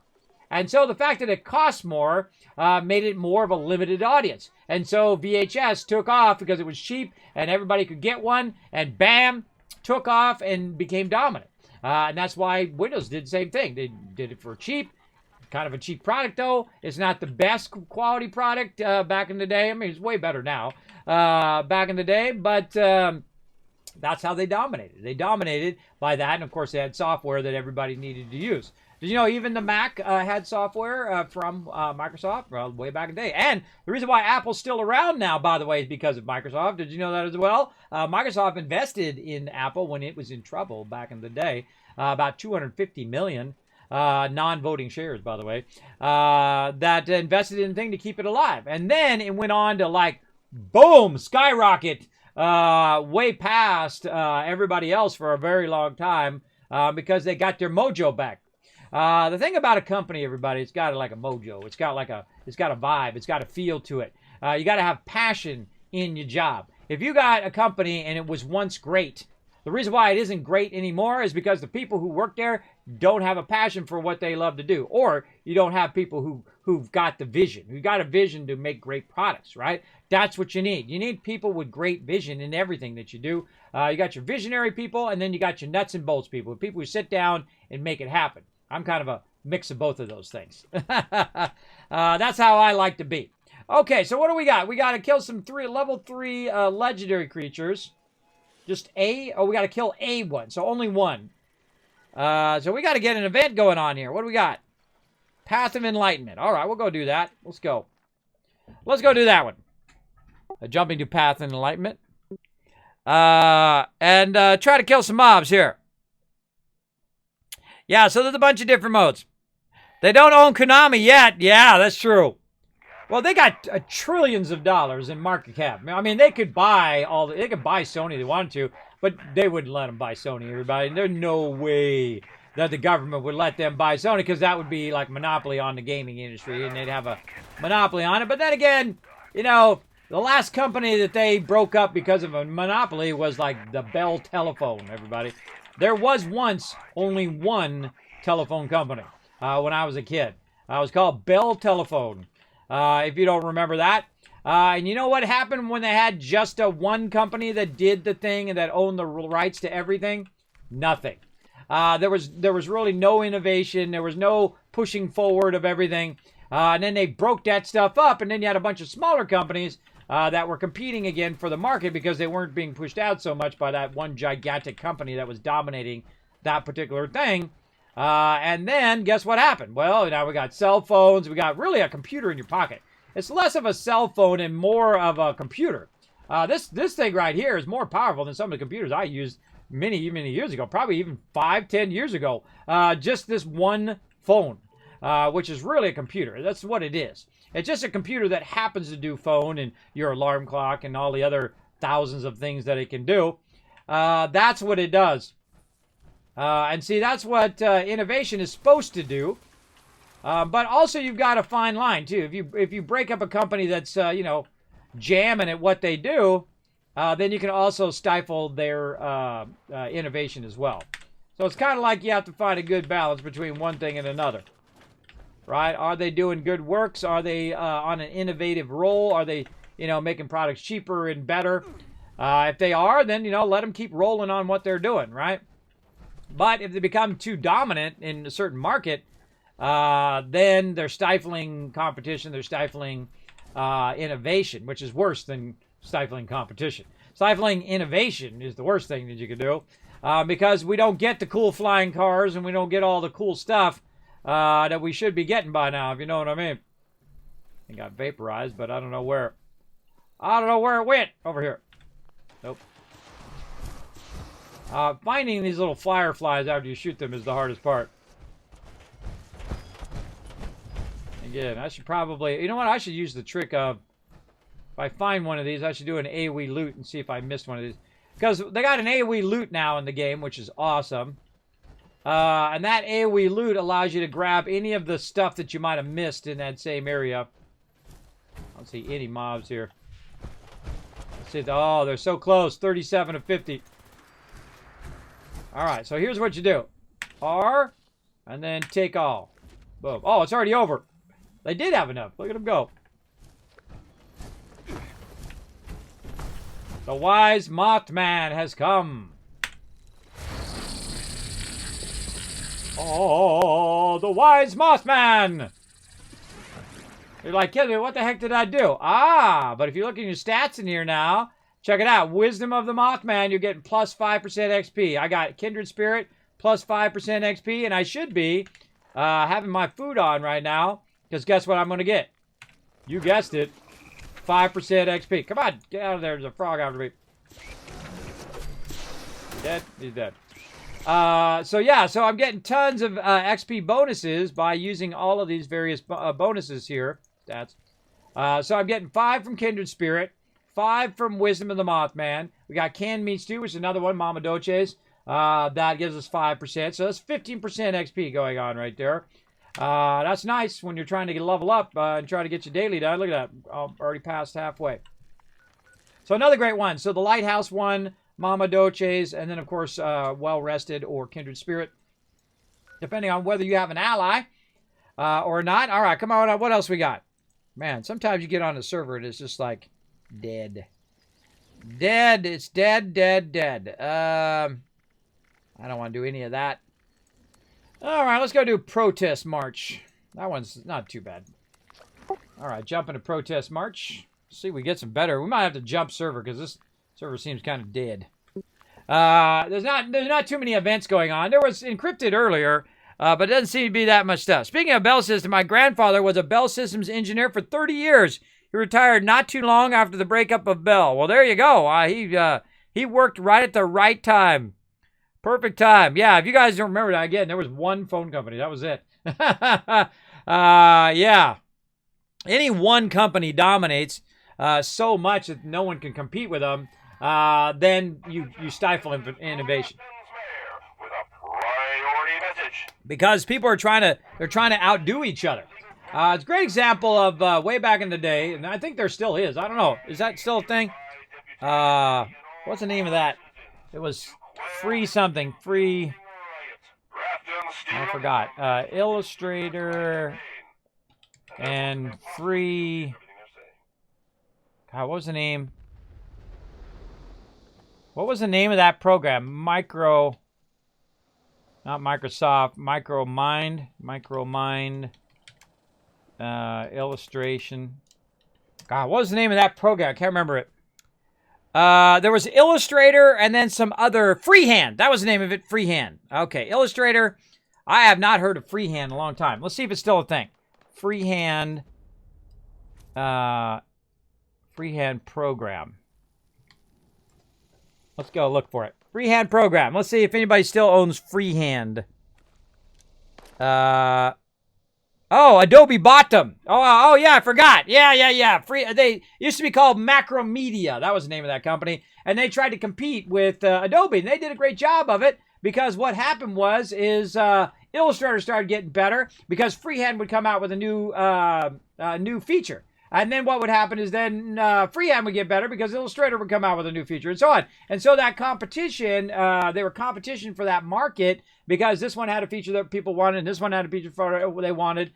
And I mainly used Illustrator, but I did try out Freehand and did own Freehand too because sometimes I might need that for something. Again, I find software is like tools for me, everybody. Tools for me are basically software. So if I need to do this thing, then I open that software. If I need that thing, I open that software. If I need to do this thing and this computer is better for that, then I use the Mac. If it's better for this, then I would use 3D. I go ahead and use the PC, or if I'm streaming or whatever it is, right? Or gaming in this case.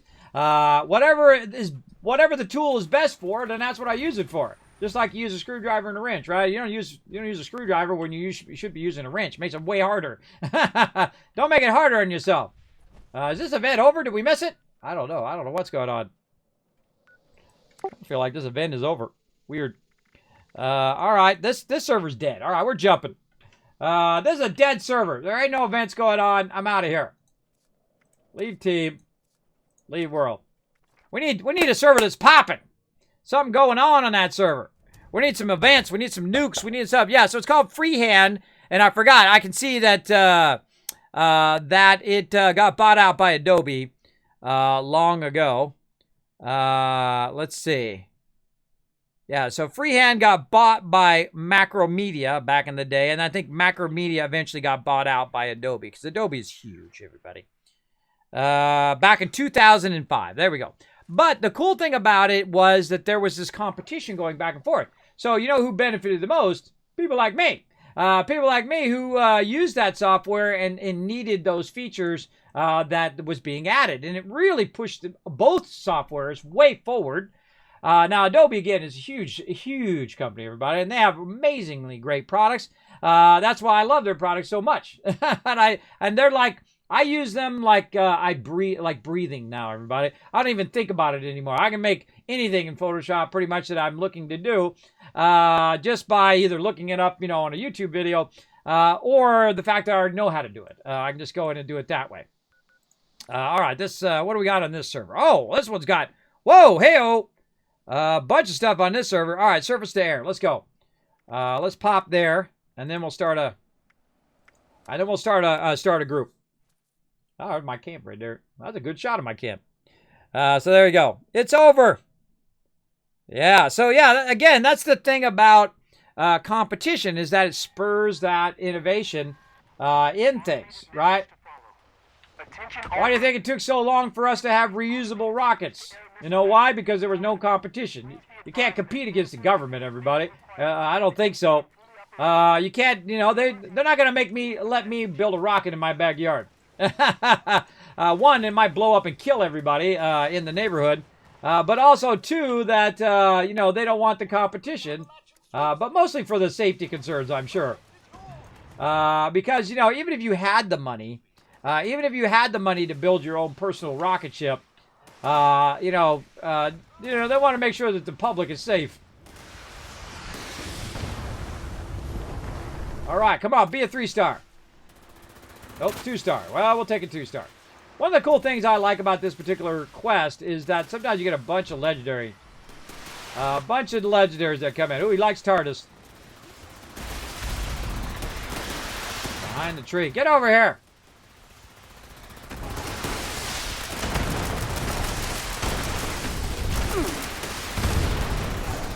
I'll stand toe-to-toe. Let's go, bro. Boom, now you're dead. Now you're dead. Oh, yeah. Get that loot. I started a public team. At least I think I did. I did. All right. Hey, get out of my face, people.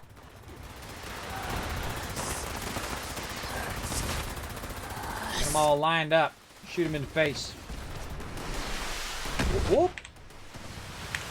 Take all. All right, where's our rocket turret? Now, we're supposed to be defending the rocket turret up here.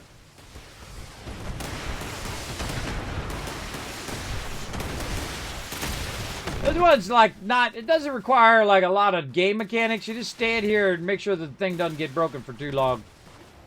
What happens also is that you kill one scorch beast and then another one will spawn soon after. And then usually get like 2 or 3 scorch beasts if you catch it at the beginning. We're about 2 minutes in now. So I think it's about 5 minutes long, this event. I can't remember.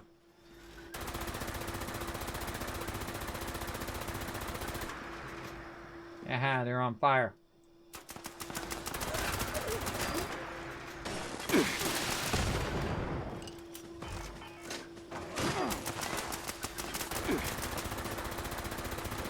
I like how they have pistol weapons and they shoot really super far. Ever notice that about mobs in this game? I just noticed that.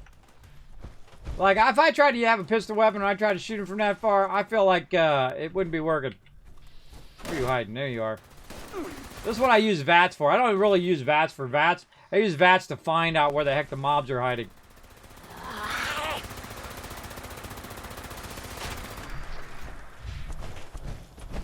Sometimes they're hard to shoot down there, so I just run down there and shoot them.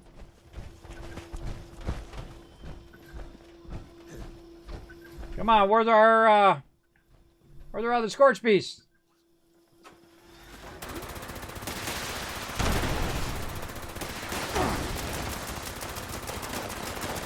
Those mobs take so much damage. When I'm running around by myself, most of these mobs are level 50 and I can annihilate them. But the second you start grouping up with other people, they become like 10 times harder. I mean, there's 50 levels higher, but they're like 10 times... they take 10 times the time to kill.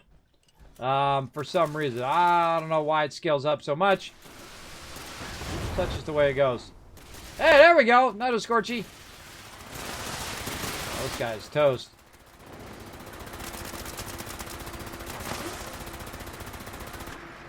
Yeah, he'll be back.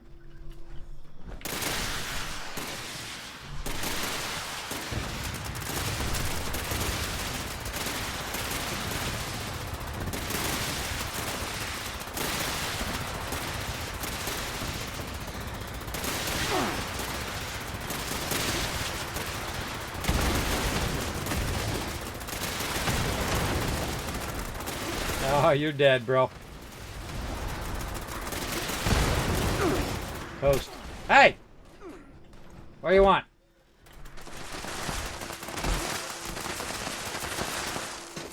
See how you got 3 people here, but for some reason they're always on me. I don't know why, everybody. I don't know why. Why are they always on me? I got one behind me, too. Why are they always on me? Could be 20 people here, and for some reason they're on me. Where are you hiding? I can't see anything. I can't see a thing. All right, GG. Now you go down here, you hit R, you hit take all, and boom, I just looted everybody in the whole area. So awesome. I love that. I love that they've added that. I hear the cricket guy somewhere too. Oh, they nuked something over here too. They shot off a nuke. Feed the people. These are not very big events, but you know what? We'll do what we got to do. Going to feed the people. Do what we got to do, and then we're going to get into, man, oh, we're running long today, everybody. We're running long today. And then we're going to get into some Satisfactory as well. For sure, for sure. Well, we got a battle ready to go, too. Let's do that. To battle! All right, let's do it. Let's battle up. Thanks for being patient there for a few minutes while we were finishing that event. Let's get it going on.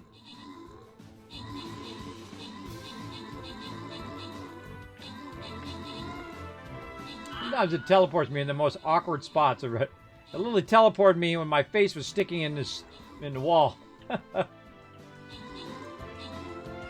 Awkward.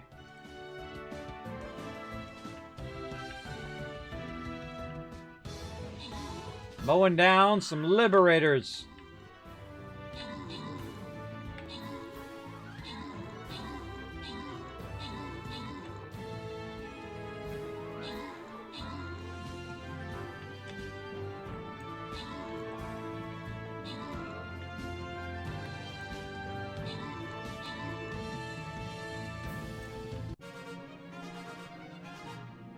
I don't know why it always is when I'm shooting stuff. Right that last couple shots before I kill them, that's when it has to reload. 1,000 shots. That happens to me all the time. Let's see. Oh, Shax coming in, getting some loot. Rotisserie G, The Last Splash, and Kijin walking away with the loot. And somebody's name I can't read, but who is awesome because they're our MVP with 7 kills. All right, and on to the boss time. What kind of boss is this? It's like a giant shoe. So like a giant shoe boss. Let's see. I say we blow him up. Where is this giant shoe boss? I don't know. I'm going to put my bomber right there and see what happens.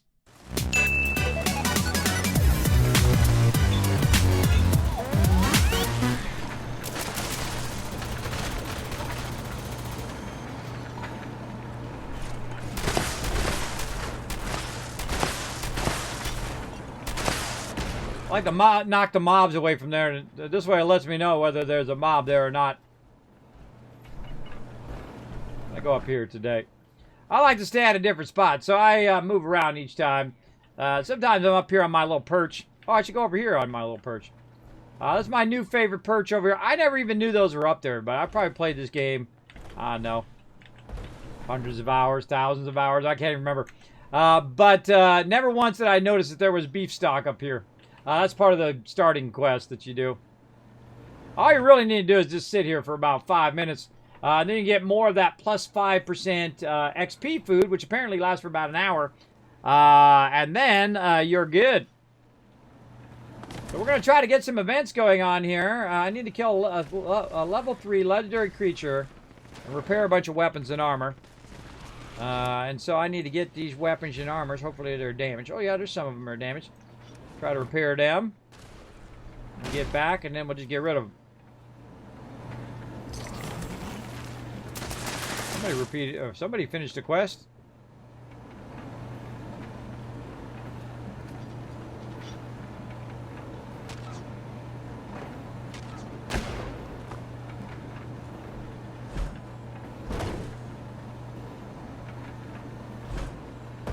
It's a good perch spot. So I find the ones that destroy it the most, the ones that get right here in this corner because no one's seeing. If you're looking this way, you got somebody maybe standing here. I don't see the mob that's hitting the side of this one here. Usually that's the one that gets it the worst. Alright, who's going to work the thing? That guy's going to work the thing. I don't run for the thing anymore because there's always someone else who's running for it. So I was like, ah, you can go do it. I already did it a bunch of times. Somebody else do it. Did you try Dice Sphere program? I did, CNN. That is a really fun game. Hey, lady, what's up? Hey, kids and friends, how's 76 today? 76 is good. It's very, very good. Yeah, I having some fun. Yesterday as well, we played some 76, and we played some Astroneer, and then some New World. I was running behind, though. I apologize to my crew. Taking care of that IRL, but we did get some time in doing some crafting exchange, and we also got some time in doing portals yesterday, so that was pretty fun. Getting everybody some Azoth now that the cost of travel is way down. We don't have to have a lot more Azoth anymore. Now we can just have a good amount of Azoth to travel around. Because the travel distance doesn't make any difference now. It was 29 to wherever I wanted to go.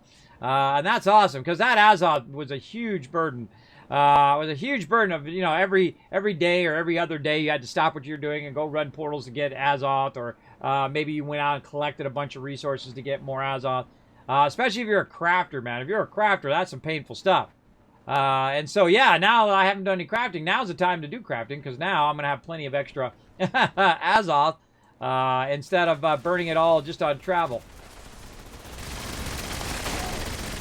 And so we're just trying to get our dailies done here. We're doing a few events, but I'm not seeing any big events. Like, I'd like to have some, you know, radiation rumble up in here would be great. Hey, look, by the time, every time I can even get a shot in, my darn thing's reloading. My fusion core is getting low. Getting low and getting sucky. I can see my fusion core just loaded for 152, which means it was like 3% or something like that. Not good. Yeah, so I did try it. I didn't finish it all the way. I might circle back on it. I kind of feel like Thursdays in the afternoon we're going to try various different games. And get those going. You know, play a bunch of 76 first.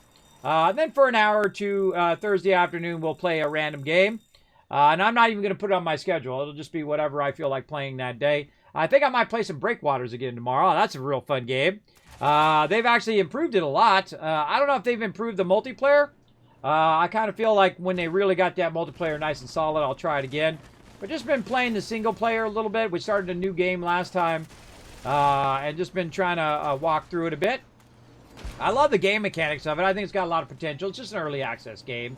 It isn't finished yet, but I think it's got some good potential in it. I'm not hitting any of these mobs. I'm just literally just standing here. Now, another good one is get your, like, I got an explosive shotgun. So, you know, when mobs come in, you can maybe clip a mob or two just by shooting in that general direction. It also gets everybody freaked out when I just start randomly shooting in a random... They're like, oh, mob, mob, mob. But that's what I do when people start shooting. Pow! There we go. Feed the people complete. All right, come on. Give us something good here, people. Give us something really good. What do we got? Power up Thunder Mountain. Power up Minoga. No. Defend Red Rocket. Oh, man. It's like everybody's been over here doing it. Oh, armaments. Okay. We'll go do that one. Jump into the armaments. AOL armaments. Now, what I'm trying to do is I'm trying to do a bunch of events that, of course, give me XP. And then that XP... allows me to level up, which is one of my things, and hopefully we run into like a 3-star legendary while we're at it, and usually we do in this particular one, and then I can get my daily done, and that's what I'm trying to do. It ain't easy. It ain't easy getting your daily done, but yeah, I highly recommend that S.p.e.c.i.a.l program. It's very, very cool, very much like a Satisfactory or a Factorio, but of course you can go to different planets and connect all the different planets together and all of that. A very, very cool game. But I just don't have enough time to play it all the way through yet. But that's okay. You know what I do is I just let it simmer a little bit first. Put a shot in or two on some of these mobs.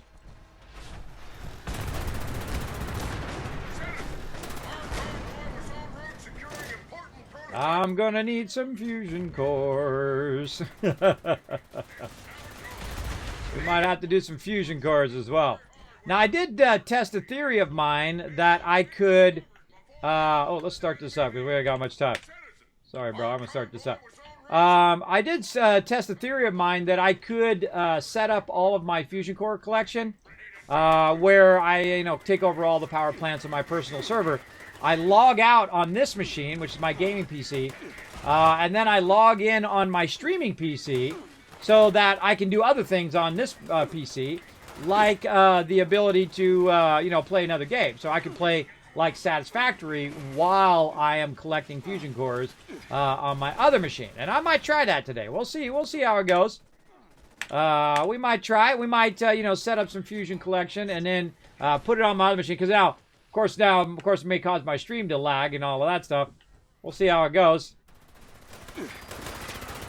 Yeah, I just try to tag all the mobs and drag them back here. Everybody get a hit on them.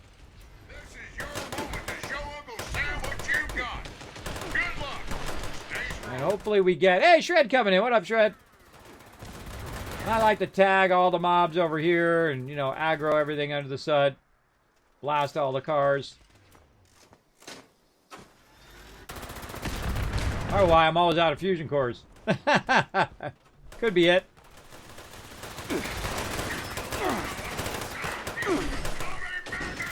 We get the big boy down here? We already got the big boy.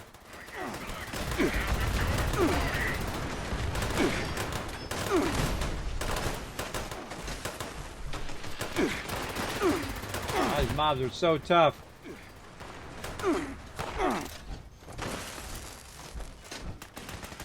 Compared to, they're really tough compared to the mobs that I usually take on if I'm doing it solo.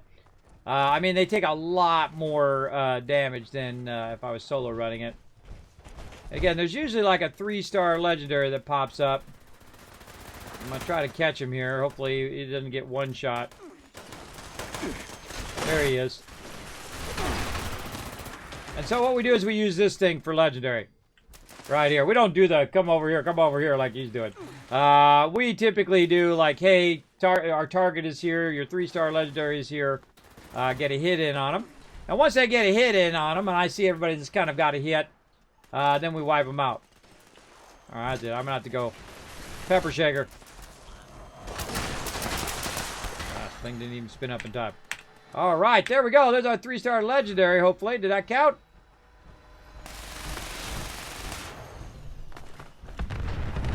Get it? Is it a specific type of 3-star legendary creature? Oh, it's got to be a creature and not a robot. Oh, it just dawned on me. It's got to be a creature, not a robot. Well, whatever. Still getting tons of loot. But why can't I transfer that? There we go. Boom, and again, just AoE looting all of this. Sweet.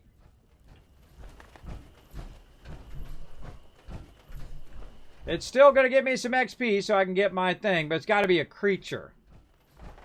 Yeah, I gotta read the fine print, everybody.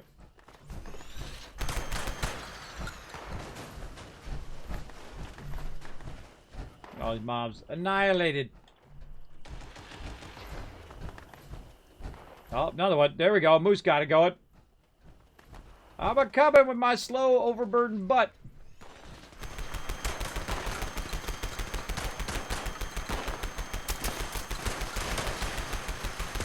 Pepper shakers are really good for robots, by the way. Bruh. Bruh. What up, bruh? Overburdened, I know, right? Overburdened. Oh, and then it went boom, right when I was trying to loot it. Whoa, and it went double boom. Oh, no, Shred. I got you, bro. Poor Shred. Poor Shred went double boom. Now it's hard to get to the mob. All right, I already got his stuff. All right, cool. Because I did the area loot there, I got his loot. At least I hope I did. I don't know. I don't know. I should have got all this loot. All right. Oh, yeah, we got a bunch of legendaries. Nice. That's why I'm overburdened. Let's see. Let's get our carry weight booster on. Let's see how we look then. Really? That's all it does? Is that much? All right. Well, whatever. As long as it gets us out of here. Back to the base. Not rename. Teleport. What the?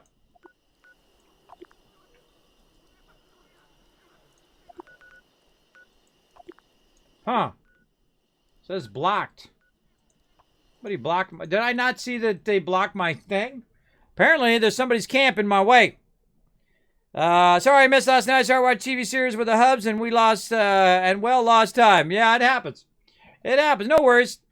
We'll have another, another crafting exchange, on Saturday. I got a poll going right now, everybody. If you haven't voted already, if you're part of my New World Teamwork Tycoons, make sure to jump into Discord. There's 3 different options there. You can just click on the little icon at the bottom. One is 1 p.m., 3 p.m., or 5 p.m. that you'd like to have a daytime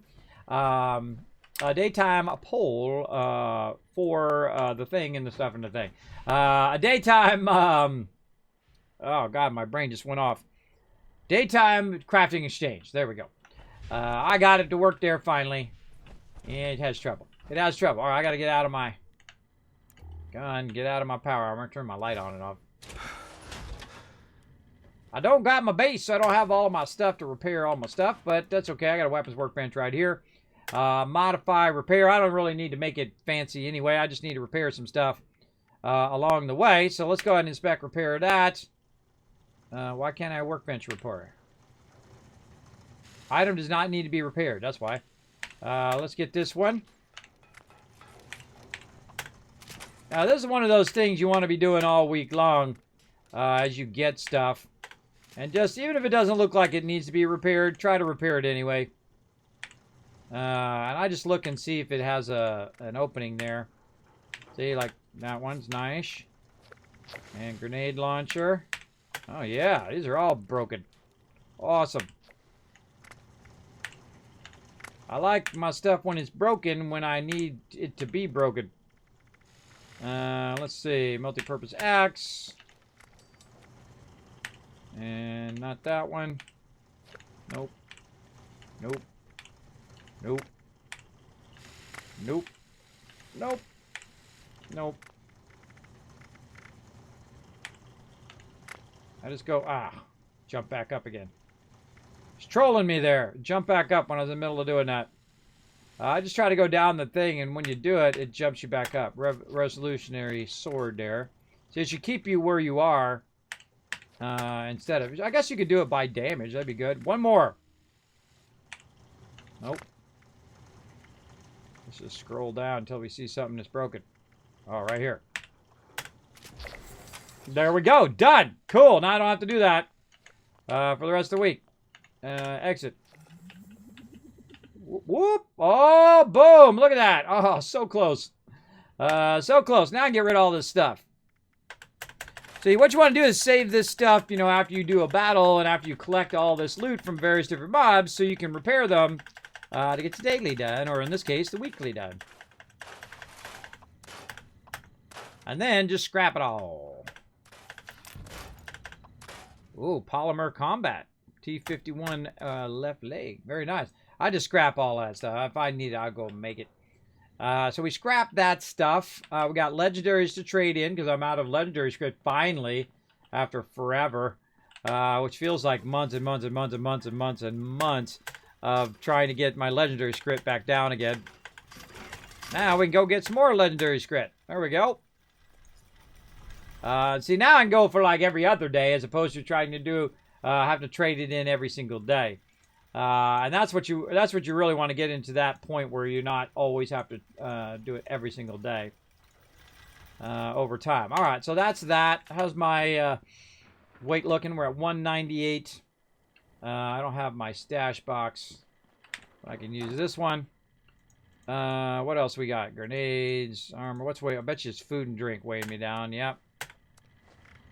Old logger. Let's save that in case we get some stuff for that. Let's put all this away. That stuff really adds up. What else is weighing me down? Probably something in here. No. Maybe some junk. I don't have my scrap box. They got a scrap box. Look, they took this over and they made this like a little tiny house. They got a scrap box? Oh no, this is a starter one if I've ever seen it, everybody. That's a starter camp right there. But no worries, I have other camps. I'm gonna go make one way up here. Let's see if anybody's in my spot up here. Again, this is one of the cool things they added to the game, is the fact that you can have more than one camp. And so if somebody's at your camp location, you can go ahead and load up a different camp that you might have made. And you can unlock a whole bunch of them. I unlocked them all. Because, hey, totally worth it. You're level 98 at the minute. Awesome. Very, very cool. Leveling up. I don't even look at my levels all that often anymore. After like level 40, I rarely ever look at them.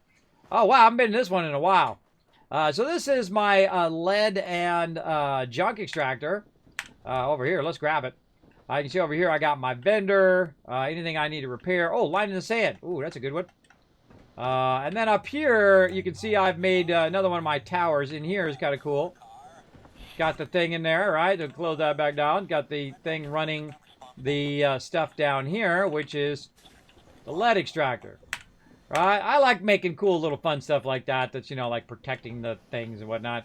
And then, of course, I have my base way up here. Up at the top. And we've got the ally there, this overseer, you can see it. And we've actually even got some artillery we can shoot off. But it's really fun because you go up here and I got a little gate. You just stand up here and snipe stuff. From way up here. If anything comes after your camp. And of course I got the, turrets up here. I got the kill box standing at the ready. This part, probably not the best part of town. Just going to throw it out there, right? But it's just fine. You're up here on your thing. And I can also get to use my scrap box. So let's put that stuff away. Yeah, boom. There's a bunch of stuff. Nice work. Sensors indicate the problem squatters have been removed. Check in with me from time to time.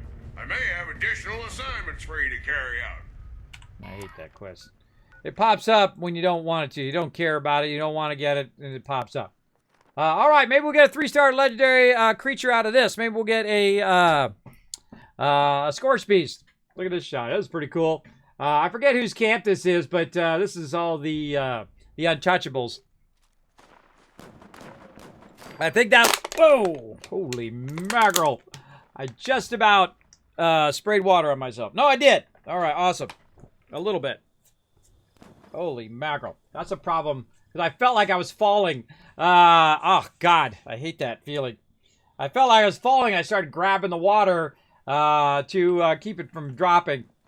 Oh, sucks getting older, everybody. It sucks getting older. But, yeah, I think that's Tardis's camp. All right, we got much time, so we're going to start this up.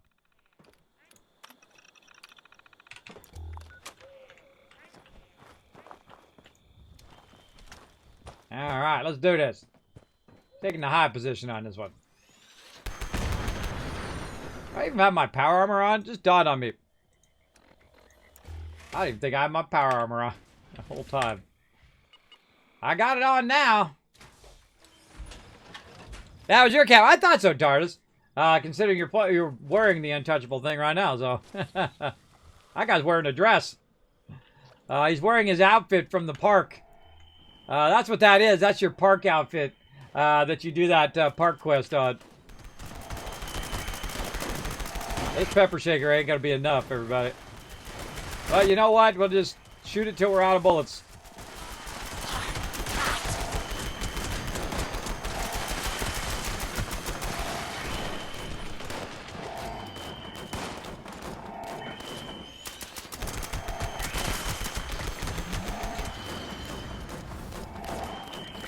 All right. Oh, look at that. Another one unlocked. What do we get? What was that? Is that a level up? Let's see. Nope.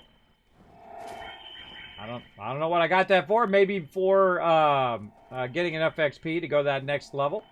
That's one of my favorite ones in here. This is the Brotherhood one. And it's pretty fun. Then all you really need to do is just tag the mobs. So you're getting that XP. Most of the time, I don't even shoot the mobs. I'm just blowing up the cars. I was watching this thing, though. Just in case one sneaks by. Now, what's happening right... Whoa! I didn't even see that guy. I hope he wasn't a 3-star. Nope, just a regular. What's going on with my transfer today? What's funky going on with my transfer? I didn't even see that guy. Usually you can tell because the thing is shooting at it. Oh, it's broken.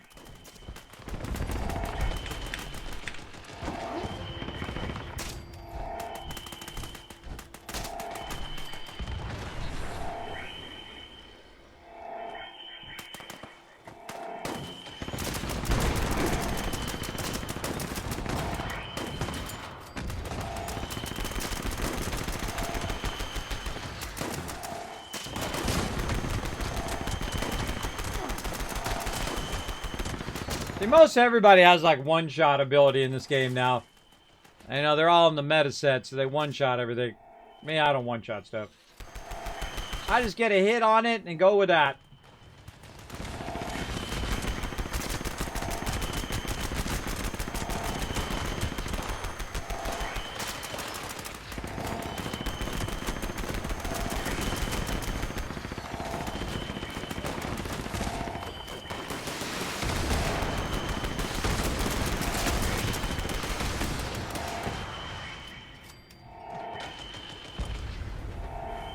Good time to reload in between waves.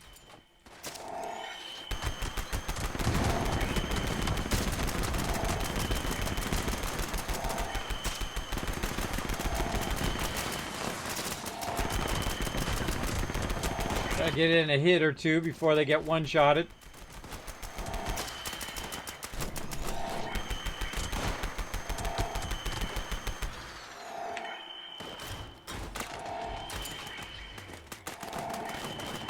Surprised no other Scorch Beast came in. Last wave.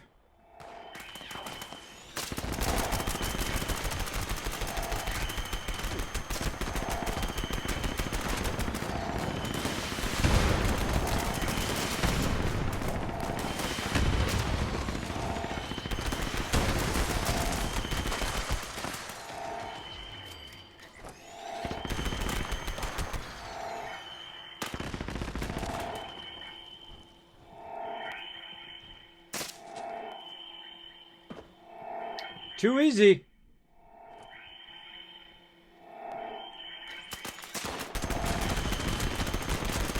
Get him, TARDIS.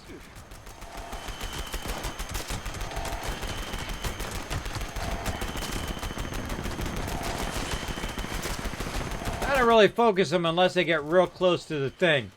If they get close to the thing, then I focus them. But other than that, I just tag them. Let everybody else get a hit on them, and then everybody gets some loot. That's the best way. Share the wealth, everybody.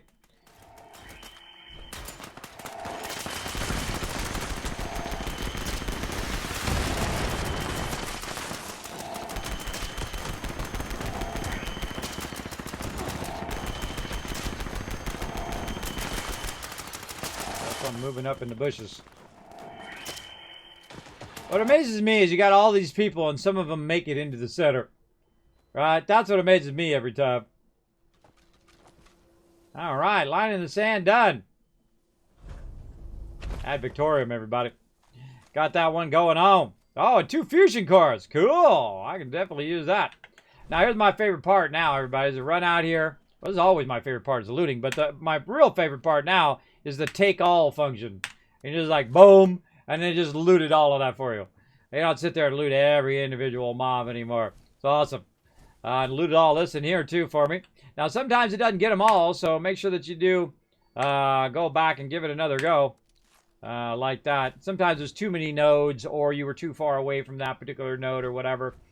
I always kind of double check them if I'm interested in getting that loot. Oh, look out!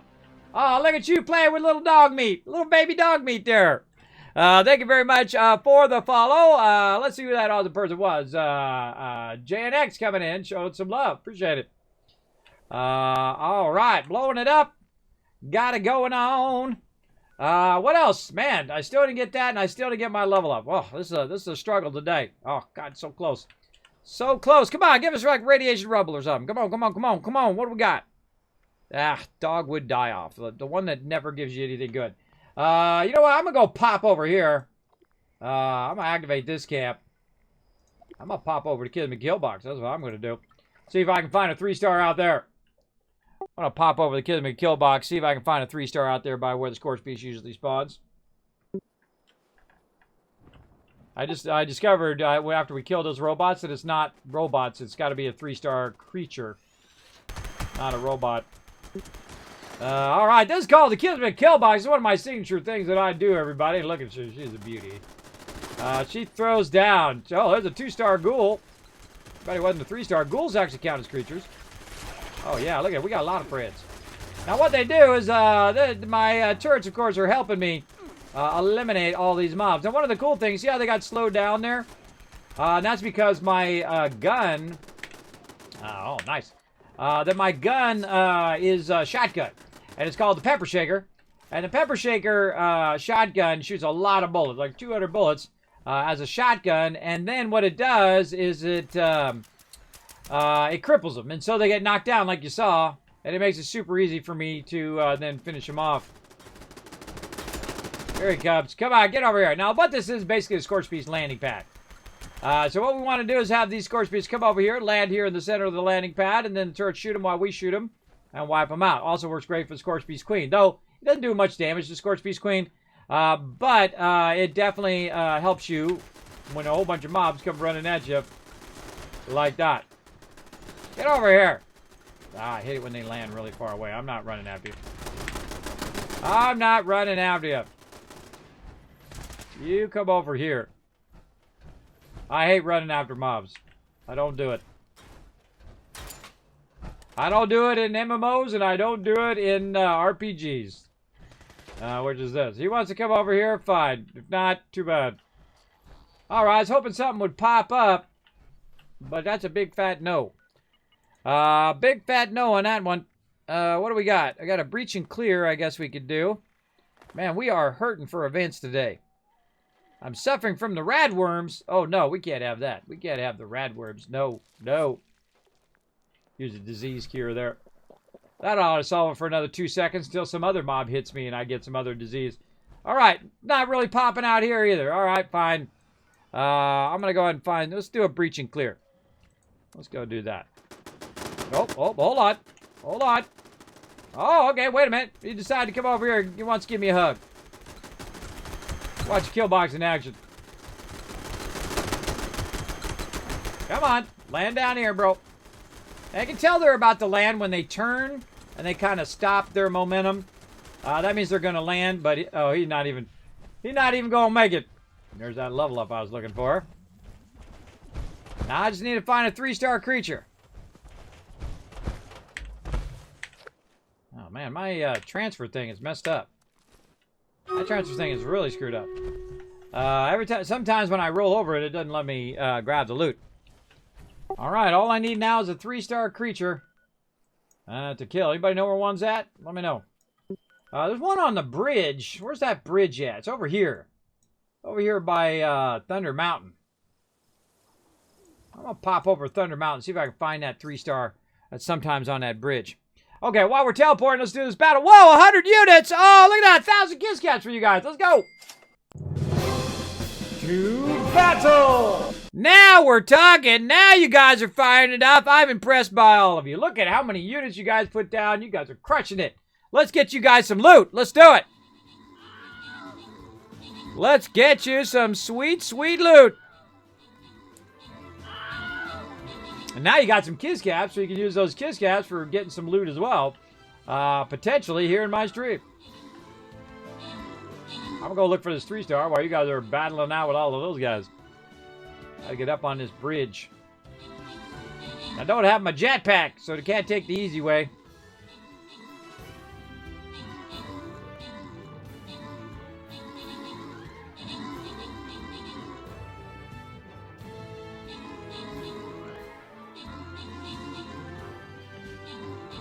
Alright, I gotta remember where this 3-star is.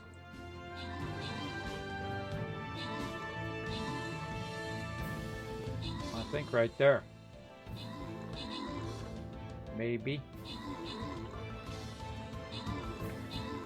Alright, we'll wait till this battle's over and then we'll go jump across and see. We will see. Oh, these guys are toast! Wow, still 88 units left. Man, we romple stomped them. Nice job, everybody. All right, bam. Let's see. Akia, Gorks, Tardis, and Kijin walking away with some serious loot. And Box Kicker is our AO MVP with 19 assists and also all 6 units. So, you know what? I'm just going to give everybody 1,000 kiss caps. Boom. When we have somebody every now and again, not every single time, but every now and again when I see someone who has 6 units as well and who is also the MVP. Nice job. All right, back to it. Let's go. Boss is down. Let's keep going, everybody. Let's try to get you guys some loot. Oh, look at this. Look at this. We go low side, Or actually, we go through the middle. Path of least resistance. We hit this one. And then we... Oh, no. Wait, we got the green one up here. Hold on. Yeah, top side. Top side or through the middle. All right. Now, I got to watch out for these mystery ones because sometimes they trip you up. Through the middle, to the green one, down, across to the blue one, and then boss. That's what we're going to do. Let's go. Let's get it going on. Ain't no time like the present to fire up another battle. Again, I try to keep these battles going one after another, try to get you guys some loot. I feel like this one we usually do from right here. We push down and then we run all the way around. And by that time, they've already run around to us or we've hit them range-wise. Let's do it.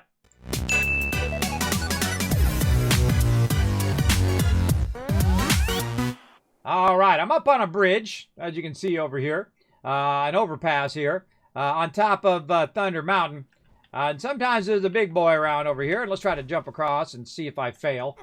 That was a jump fail right there if I've ever seen one. I tried to jump everybody, but he just decided to go straight down like that. Now, of course, you got marsupial or your jetpack. That's way easier. But normally you can jump over that. I don't know why it didn't give me my fast run jump there. I felt like he just dropped like a rock. But such is the way it goes. Now, I can actually use some honey. I'm going to burn some honey. Watch as my action points go up even though I'm running. It's awesome because you burn 3 of them. Let's try that again. Bow! There we go. That time we got it. Oh, there he is. Oh my gosh, it scares me every time. Oh, he's not a legendary. Watch this. Crabs are dumb.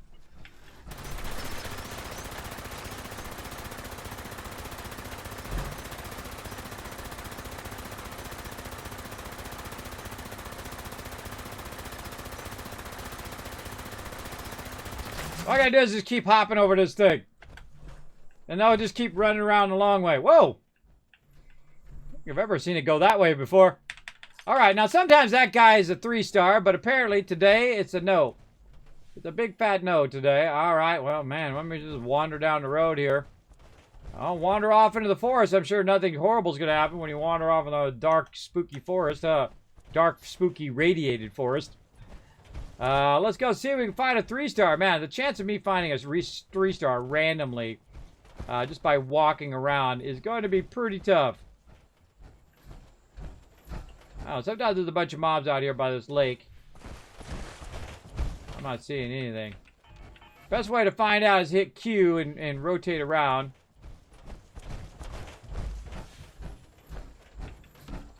A whole lot of nothing. Now, the other great way is when you do events.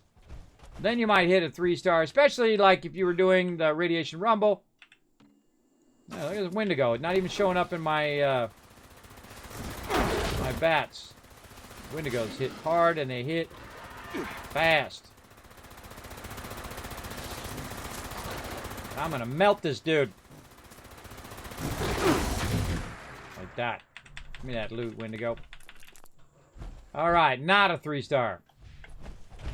I'm always stuck on some rock or something.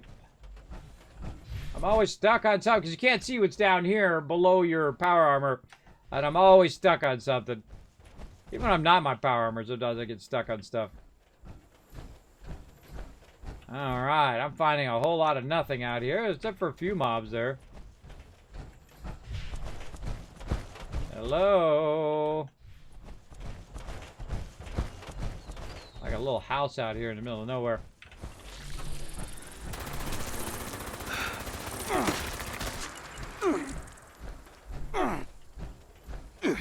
Now, if I find one, I'll let them know.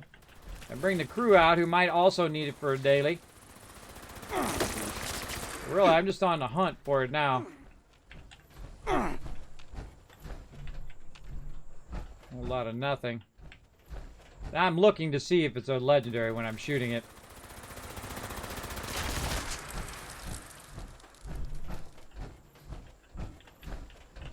And if you guys find a 3-star legendary creature, let me know, or some good event fires up.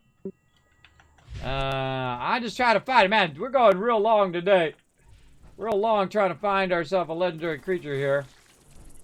And I might just skip it here. I'm going to give it another like 10 minutes and then I'm just going to skip it. If I can't find one.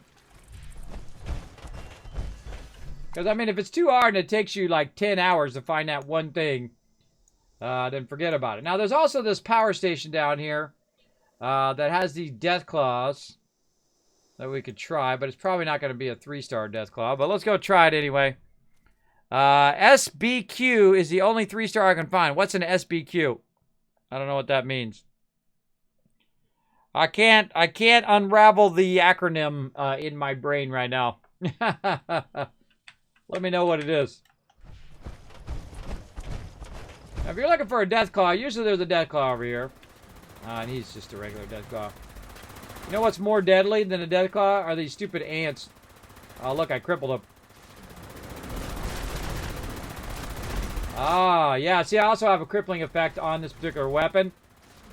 And see? Easy. Easy mode.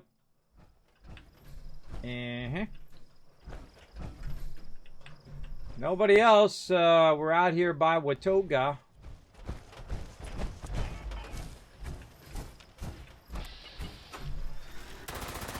These ants are more deadly than Deathclaws, I think. Where the heck are you going?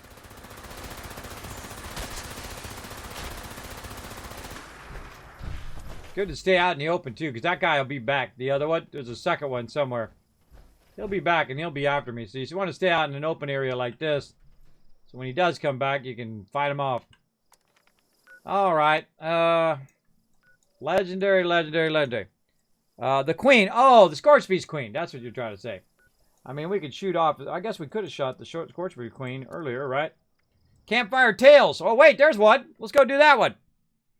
The mob at the end. The mob at the end of Campfire Tales. That's a 3-star. That might count as a creature. All right, going to Campfire Tales.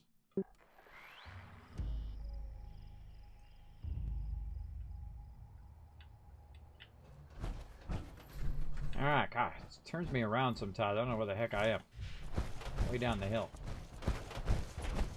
Yeah, the mob at the end. How much time? We got 5 minutes. This one's a fail because it's got 5 minutes left. Oh wait, no, it's got 5 minutes to speak to her, not to start it. Okay. It's not, the event's not already going. It's like you got to speak to her and then it starts. Campfire Tales. This on? And then it's got 12 minutes. So there we go. Okay, that's better. If I had 5 minutes left on the thing, we'd be in trouble. Remember, these tales are interactive, so put on your brave face and act out the story when prompted. Today's tale is called Terrors of the Dark. Seems the holotape has some errors. Well, I'm sure it'll be fine. Hello? This story is about me. A pioneer scout. I wake up one night in a cabin, and I see that I'm alone. Everyone's beds are empty. My heart Ain't is nobody here but me, too. but I know I have to go outside and This look might for be a anybody. tough one to get done in time. I want to get up, but the shadows are reaching for me. They're breaching clear. They're gonna attack me. Please help me fend them off.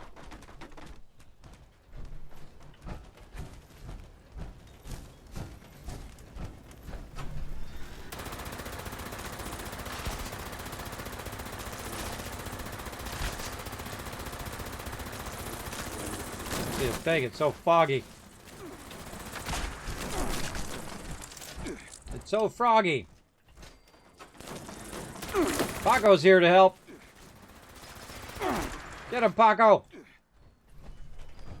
I gotta use my pepper shaker because I'm about out of stuff again. Destroy the chateaus.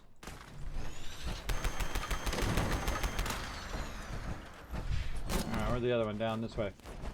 I don't think I've ever seen the shadows one. And burst out from under the covers, not stopping until I've made it outside. There, I see Me the and Paco warm gonna glow get of this a done. campfire. My fellow scouts are talking by the fire. I go to them, and I try to warn them. It's not safe to be out this late. There's something out there. I know, because it took my brother. He stayed out past dark one day and went missing. But my friends, Oh, I just realized I haven't been listen. I sit sharing my with them team medic that whole time. to keep watch. We laugh, drink, and share secrets with each other all into the night.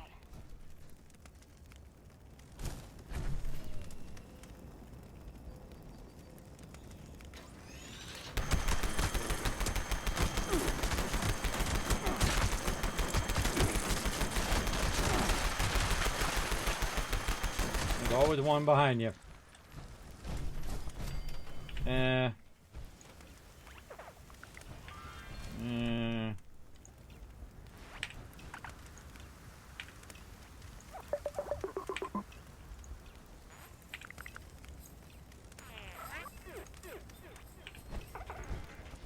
Going around the emo wheel.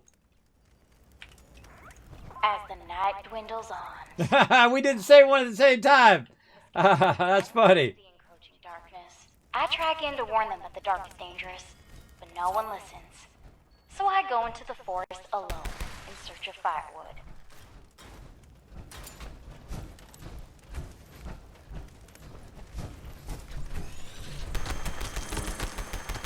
I sure hope somebody knows how to do this kindling, because I don't. Every time I try to collect this kindling, it's always gone. Somebody's doing it.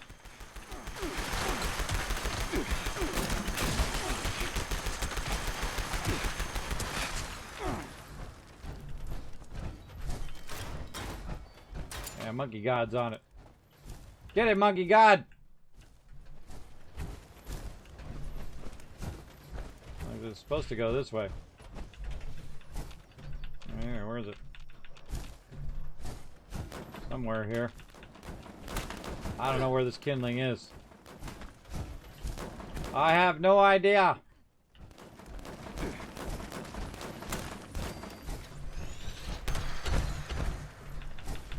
Get that rad roach.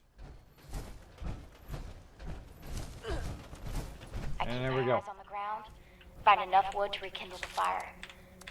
But when I turn around, there's no light to guide my way back to camp. I don't know if I wandered too far, or if the campfire has gone out, drenching all the scouts in darkness. Scary. I'm so sorry to interrupt the tale, but we have an emergency. Or at least my scout leader emergency protocol says we do. My protocol is pulling up a missing camper flag. Now, I'm almost certain I counted everyone correctly, but we should be thorough just in case.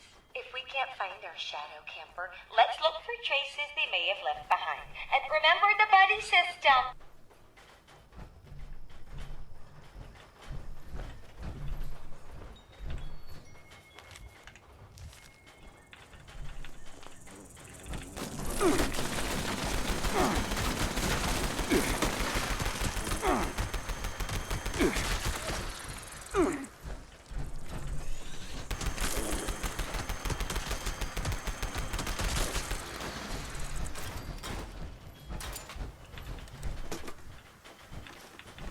Alright, found the camper's lunchbox.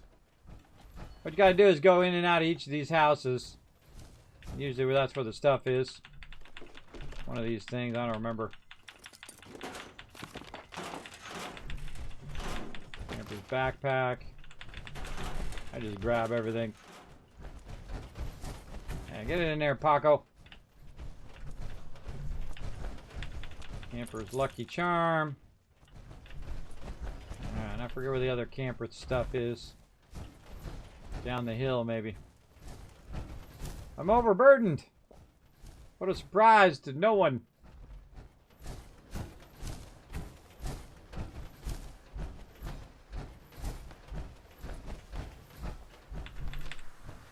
Gather in, campers. I'm gonna play this holotape we found. I sure you hope it will It was easy to slip away when the fire went out. Easier than I thought. Right about now, the rest of the scouts will be scared out of their minds, thinking I've fallen prey to some creature of the night. Well, maybe I will. Something's out there. Telling the story seems like the only way to prove it to them. Girl in the story? That's me. I wrote it and uploaded it to Penny myself. No one believes me about the monster, so I had to do something. Something got my brother Ronnie. Something got my camp counselor. And now... What is that? Mia? No. No, it can't be!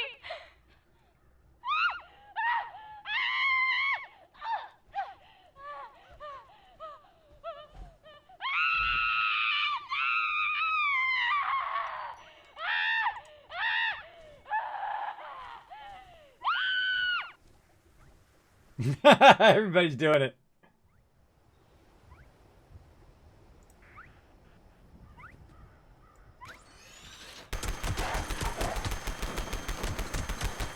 Oh, she's only 1 star today. Ah, oh, that's a bummer.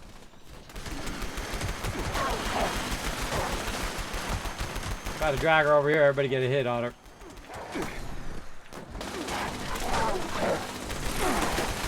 See how nice I am, everybody. I just drag all the mobs for everybody to get a hit, whether they're in my group or not.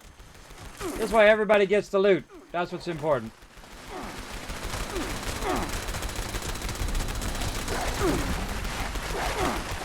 Well, that was a waste, but yeah, we got some loot.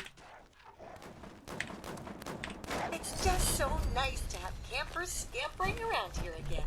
Did I get credit? No. All right. Well, gosh, We tried. good to see you there, kiddo. We tried. Without a nuke, I think we're screwed. 'Cause I can't think of one. We should have shot off a nuke. I'll remember that next time that one comes up. All right, put my camp down. Speaking of camping. The view here never ceases to amaze. Admire it while you're young, kiddos. Walking in a random direction until my camp can be put down. Oh, God, that's not good. Let's try that again, but with less fail. There we go, so we can actually access our things. There we go. Yeah, so she's only a 1 star today. Sometimes she's a 3 star. But 1 star today. You're prepping a nuke right now, says Tardis? Oh, you should have told me. I would have came in and helped you. Let me scrap all this stuff. God, we're running log. Running log on 76 today. We're going to do more of all of this stuff tomorrow, but I did want to try to get my daily done. Ah, come on. What is going on? What is going on with this today? Look at that weirdness. I couldn't, it wouldn't let me do any more. Look at all this stuff. There we go. All right, good enough. Oh, man, look at that lag. Something up with 76 today, man. It is funky chicken. Where you at, Tardis? I'll come help. Oh, he's over here on Bravo. All right, I'm on it. Let's go. I'm coming to back you up. All right, on the way, Tardis. I'll back you up. Yeah, sorry, my bad. My bad. I should have noticed. I should have noticed that you were over there doing the nuke. I was over here doing campfire tales. Because, again, sometimes you get it at the end, but I guess the surefire way is to know that you got a thing. I hope you got a nuke card, because I don't got one. I don't have a nuke card or anything. You can shoot off the nuke, Tardis. I'll just help you get there. Now, one of the cool things about my particular character is that I have the legendary perk, and I have it all the way maxed up, so I can just literally walk right past doorways and terminals and stuff like that. Activating security. So he's already doing his thing, and that's okay. He run up ahead. I'll go ahead and grab mine. Now, what I always do is run in here and try to grab the thing. Now, you can actually bypass a lot of this. You don't have to kill every single mob in here. Though you can if you want to. So I run in here, and I just look for a card. When I'm doing it solo, I just look for a card like this. Got me a card, then I run past all the mobs here. And turrets are going to be shooting at me. A bunch of stuff's going to be on me. And then the fun thing to do is to close the door, too, because that's fun. And then you get out of your power armor. And because you're in combat, you do a quick exit. And then you jump in the scanner, and they can't get you in the scanner. And so they sit there waiting for you while you're getting scanned. You have insulted my honor, and for that, you must die! And then back into power armor. And the cool thing is you get back in power armor fast. I think they should do the power armor like that all the time. Then now I'm back into power armor, and again, ignoring all of the mobs. Because when you first come in here, by the way, if someone lower level than you comes in here first, all of these mobs are going to be low level. And so you can get in here and do all the stuff you need to do. And in my case, these mobs aren't going to be hurting me too much. So I can go ahead and get it done. Now, by the time, when it starts doing all that stuff, you just tab out of there. You're done. You're good to go. I got to try to walk past him here. Run over here. You don't use the terminal, even though it shows you that you need to use the terminal. You just use the scanner thing. Registration complete. I don't have to kill any of them. I'm out. Just like that. Let's see if he's got the shortcut door open. Scanning. No key Now, there's a shortcut door right here. Look at that. Shortcut door. And now I'm through. That's it. I didn't have to run around all the way that because I have a feeling that he'd opened the shortcut door. And so now I'm heading for the control room. I just bypassed all that other stuff. Always good to check if someone's up ahead of you.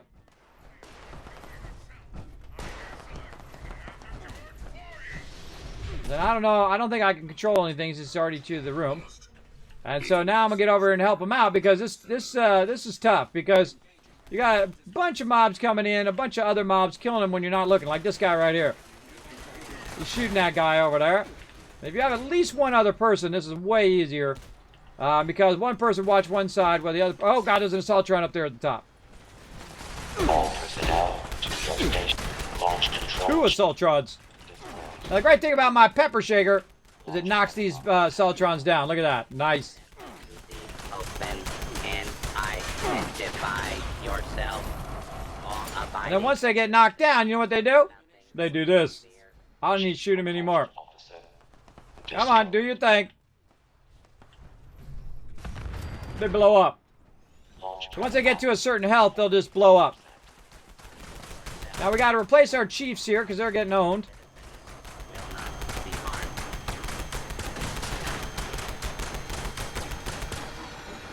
Now here, he's actually going to blow up, so there's no reason to keep shooting him. I just walk away. Get another control chief in here. Assembling reinforced. Launch control chief active.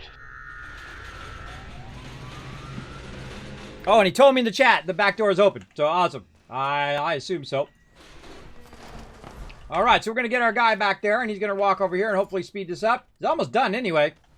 He's almost got this going. But, you know, a little help. I'll make it go a little bit faster. Now, the best thing about shotguns, get up nice and close and shoot them.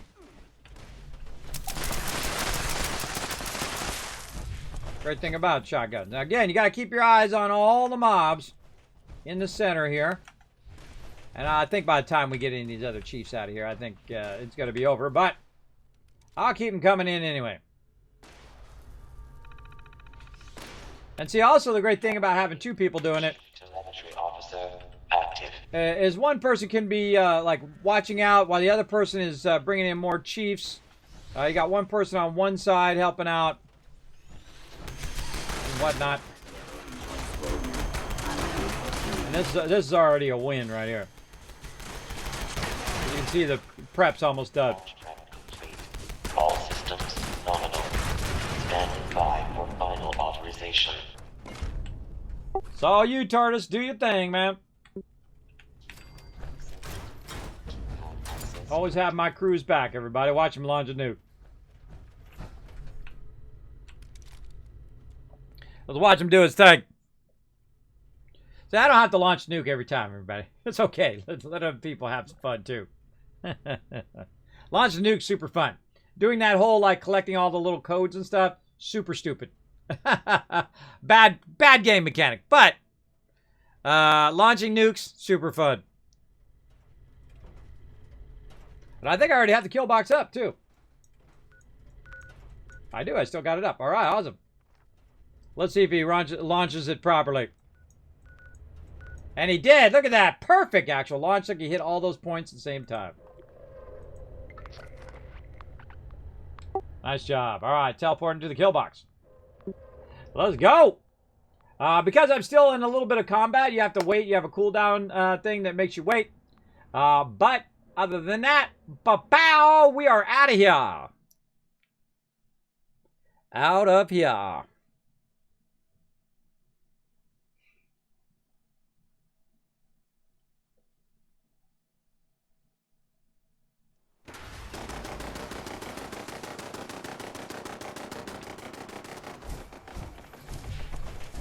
All right, let's do this. Now what it is, it just notified everybody on the server that that the nuke's going to go off. And so what everybody does every time the nukes go off is they come running out here where I'm at. Now I'm going to go ahead and repair my thing and watch this. Once I repair it, all my turrets come back up again. And they start shooting stuff.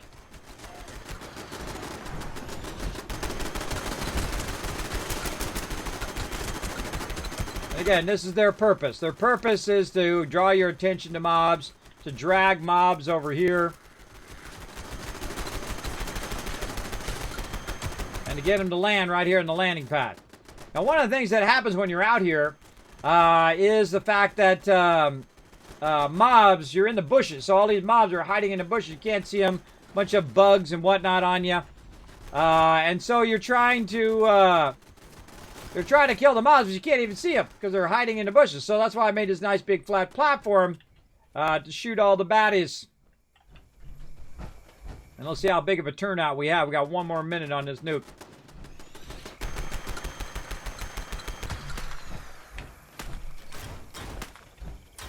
Like I'm gonna run out of shotgun shells too. Oh, let's get some artillery too. Get some smoke grenades.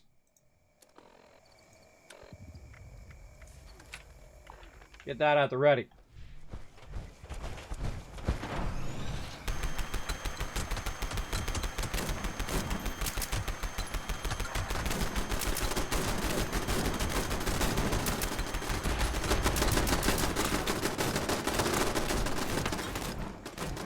All right, not looking bad, not looking bad. There we got 1, 2, 3, 4, 5, 6. We got 6, 7 peeps. Now again, this is probably my favorite event in the whole entire game because all the random people that are on this server will just converge on this event, which is great. I like that when it promotes everybody to work together. Makes it tough on the game, I'm sure, because you got a ton of people in the same place doing a whole bunch of the same stuff, whatnot. Bam! Aha! That guy got nuked. Aha, we nuked the actual Scorch Beast. Now what you want to do is the second she pops out of there, try to tag her. Tag her and drag her. Come on over here, big girl. Come over here and meet my new friends. Otherwise she wanders off. So I'll try to keep some consistent damage. Oh god, she gotta land way over there.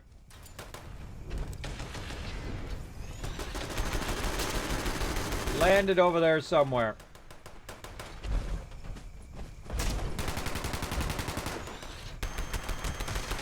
We'll see if she comes back. Now, usually that happens when people are up on top of stuff. See? That guy. That guy, or whoever is on top of stuff like that, or they're on top of their base, or on top of this, that, and the other thing. First, they're making all my stuff get killed, so I have to go over here and repair it. Because they're up there and stuff shooting at them is hitting my turrets. But usually, mobs get confused like that, and they go over there. I don't chase mobs. So, I already got a hit in on the Scorch Beast. So, I'll wait for her to come back over this way. Other mobs coming up.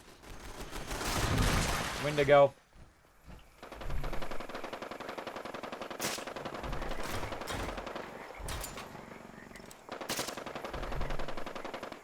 I wonder if I still have candy in my candy bowl. Oh, check candy count. Oh, I used up all my candy. Wait. It's very full. I still got plenty of candy. Plenty of candy. Going on. Da da da da. Oh, somebody died. Now here's another thing that happens. If everybody stayed back here, then the Scorch Beast Queen would run this way. But since they run to the Scorch Beast, she stays over there. So I'll just chill and see if she comes back this way. Hit me.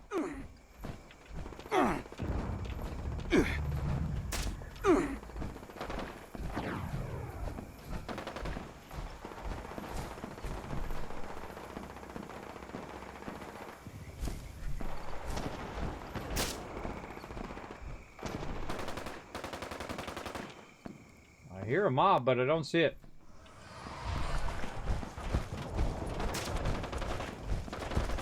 Doesn't need to be repaired. Whoa, there we go. There she is.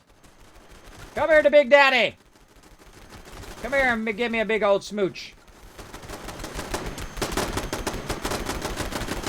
All right, time for the Gatling. Come on, switch.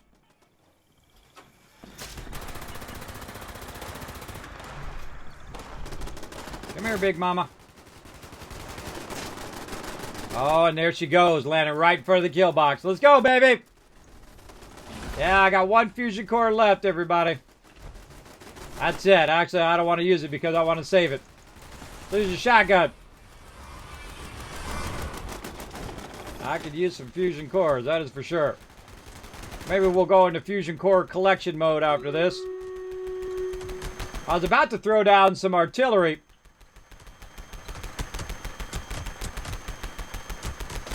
Oh yeah, land way out there, I'll throw some artillery on you. Yep!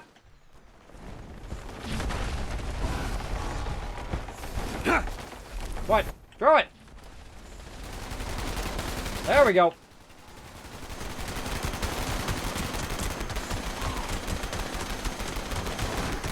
And she moved away from the artillery. Right to the kill box. Oh, look at all these views out here now. Now we're talking. I've seen this s.p.e.c.i.a.l die within like 30 seconds, everybody. It's pretty crazy. Alright, here we go. Now we're getting some shots in. Oh, running low on ammo, too. We might go in melee here in a moment.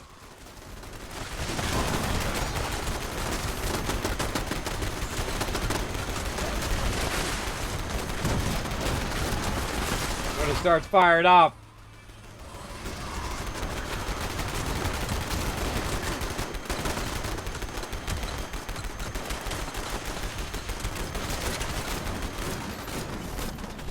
Come on, Big Mama. Couple more rounds here. We'll get this done. At least she tried to land, but that guy was up on the thing.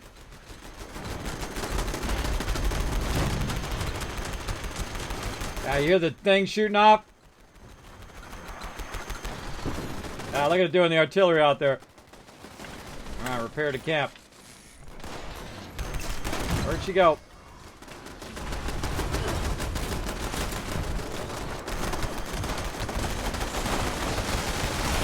Again, shotguns work best up close. You see I get a lot more damage if I'm up close than if I'm far away. And I don't know why it goes from like 5 down to 2. But I'll do what I can. I'll burn all my shotgun ammo here. I hear some other type of mob, Mega Sloth, out here as well.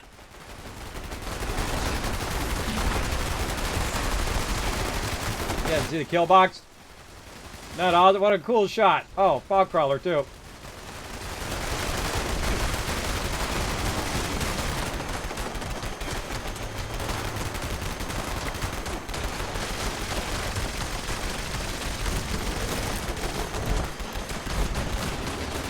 Wow, a lot of mobs back here.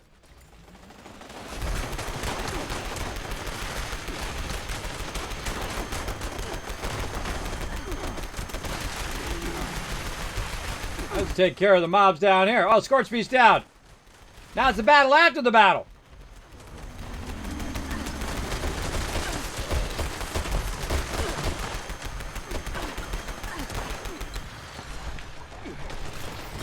Almost out of bullets.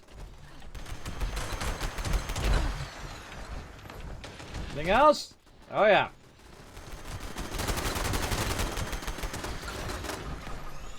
Again, the turrets like give you like a clue as to where stuff is. Oh, I heard another guy. Somewhere. There he is.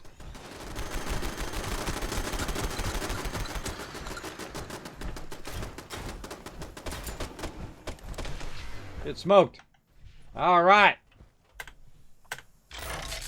Get it repaired. Watch this. Just AoE loot everything, everybody. Boom. So sweet. All right. We got our s.p.e.c.i.a.l done. Oh, we didn't. What the heck? Okay, something messed up with that. Oh, God. I'm glad I went over here and checked. Did not AoE loot that mob. Weird it didn't do that. Now, did we get it? Yeah, we got it. All right. Wow, that was a lot of extra time there. I was like, how many hours? 3 hours to try to get that done.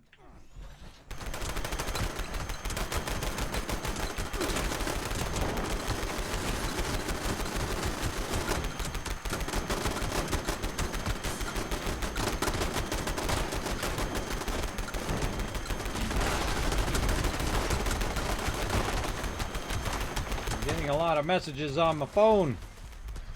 On my watch. Oh, it's time to stand up, it says. And it is right.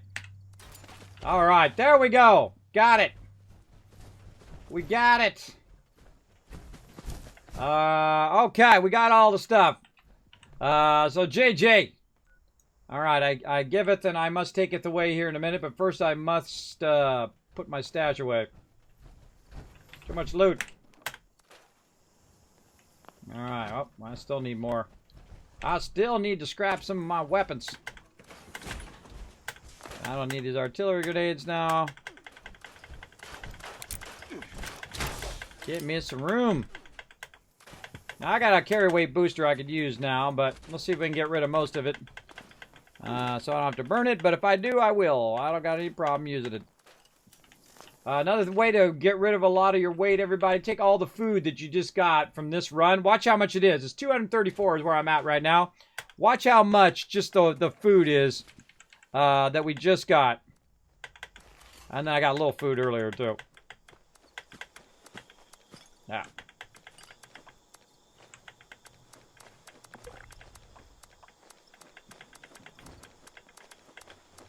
Look at that. 232 to 161. Oh, it's like a massive amount. Like 60 weight just in food. All right, I giveth. And I taketh away. I took my camp away. There's no camp there. Coop, I'm out of there. I'm out. All right, we got that done. All right, let's do a battle. Now I'm going to take a quick break and we'll come back with some satisfactory. To battle. All right, nice job. What do we got? 77 units. Way to blow it up, everybody. Let's do it. Again, thanks for being patient there. Obviously, I'm in the middle of a big old epic battle. Having some fun with my crew. All right, Tars, that's it for me. I'm going to go ahead and go into, like, fusion mode, fusion collection mode. I'm going to switch over to my private server. All right. That was a lot of fun. Leave team. And then I'm going to switch. I'll go to the main menu here, and I'll show you guys some of the selections that you can have in Fallout 76. First, we got to get this done, though. This one's kind of tricky, because you got to shoot them over the wall, and then you got to walk all the way around and try to wipe them out. And then eventually, they're, like, stuck still. But eventually, we'll run into them and run them over.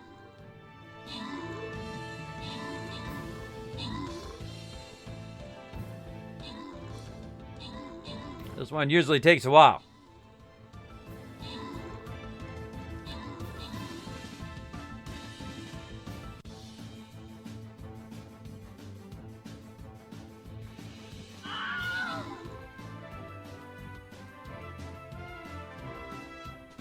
Yeah, hopefully our range units over here will take out those ones at the end.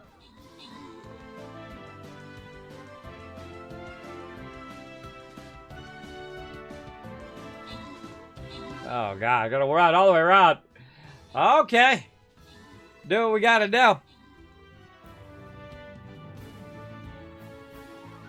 Get him, Gorix! I'm surprised our flying units can't just fly over those walls. Maybe they did and I missed it. Our range units are whittling them down. I'm gonna grab the football. Bam. Oh, look at me. I'm on fire. I got a football. I'm on fire.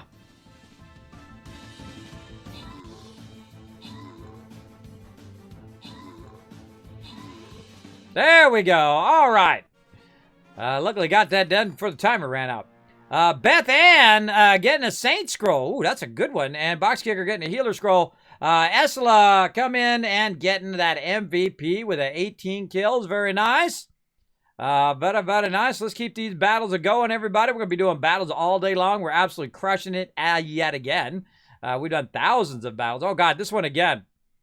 Okay. Well, I feel like, you know what? Yeah, just throw the bomber in there and try to blow him up as quick as possible. Let's try it. Bam! Right there. Oh, wait, I should have put him in the back. Now I think about it. He's just going to hit this one and blow up and not get all of them. Yeah, maybe we'll kill that one before I get there.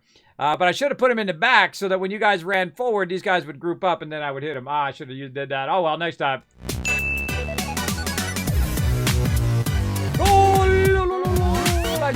I see Flux has got goal in the chat. All right, here's what you can do in Fallout 76, everybody. Now, of course, you got the normal adventure mode.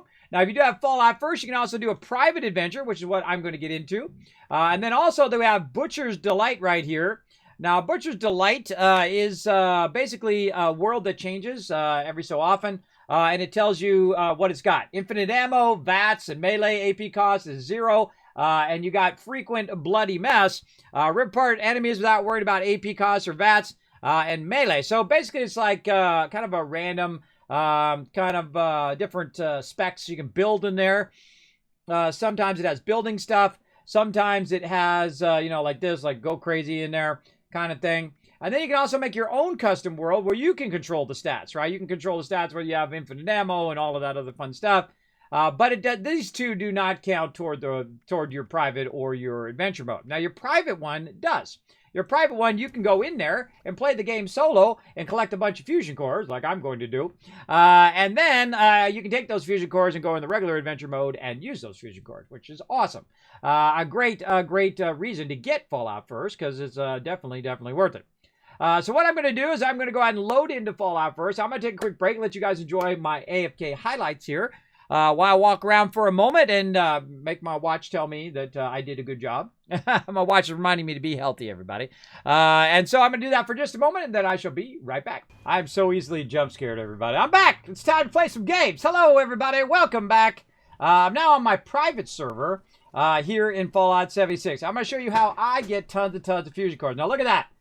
My fusion core is out. That's it. I can't use my power armor anymore. I'm out of fusion cores. It's actually in a if you have a no fusion core in your power armor, you walk way slower. It's like carrying around dead weight. You definitely don't want to do that. So I'm going to go without my power armor for right now.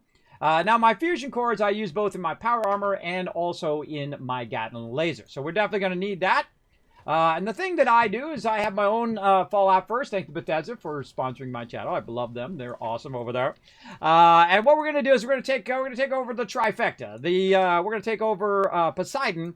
We're going to take over Minoga, and we're going to take over Thunder Mountain. I'm going to show you how to do it really quick, really easy. Then what we're going to do is I'm going to log out here on this machine, my gaming PC, and then I'm going to log in on another PC, on my streaming PC, and then every now and again we'll run in there, we'll grab some fusion cores, and then we will pop back to Satisfactory. Now, I haven't got it set up where I can stream from over there, but I'll try to work some magic, as I always do. So let's go ahead and start with power plant number 1, which is Poseidon Energy Plant. So we're going to go a little bit extra here in 76 because I definitely need fusion cores because I'm completely out of them now. And sometimes my crew drops a bunch of them for me, and that's nice of them, but I don't mind rolling up my sleeves and getting them.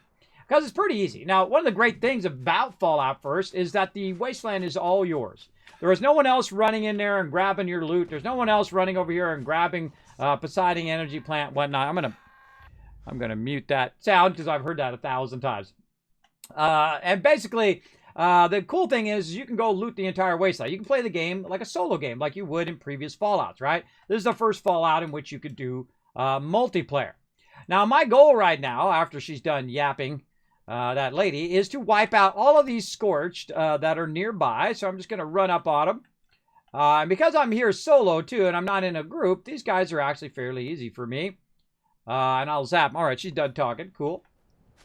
Now we got to find them, and we got to waste them. Blow some stuff up, too, while you're at it. All right, where are these guys hiding? All right, wait a minute. I got to turn this thing off first. Turn that off. And turn this on. See, it turns the one I don't want off, and the one I do want on. It's very important that you have the right quest tagged at the right time, because what will happen is it'll steer you in the wrong direction, and it does it a lot in this game.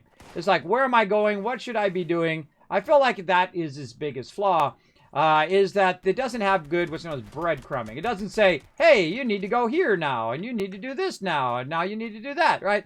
It doesn't really give you that good kind of breadcrumbing like that. like it does in Fallout 4. Fallout 4 does an amazing job of doing that. Look at that thing's almost blown up. Now that I've cleared the mobs, I go over here and I take over the workshop. Now, normally what I do is I go ahead and I claim the workshop and then I go ahead and defend it. But you're going to see that I don't do that now. And I'll show you a great way to make a ton of extra resources. You ready? I think you are. Let's go. Let's see if this guy's got any food. Let's go ahead and get our meat stew going on because he needs a little bit of food. Get our water all the way up.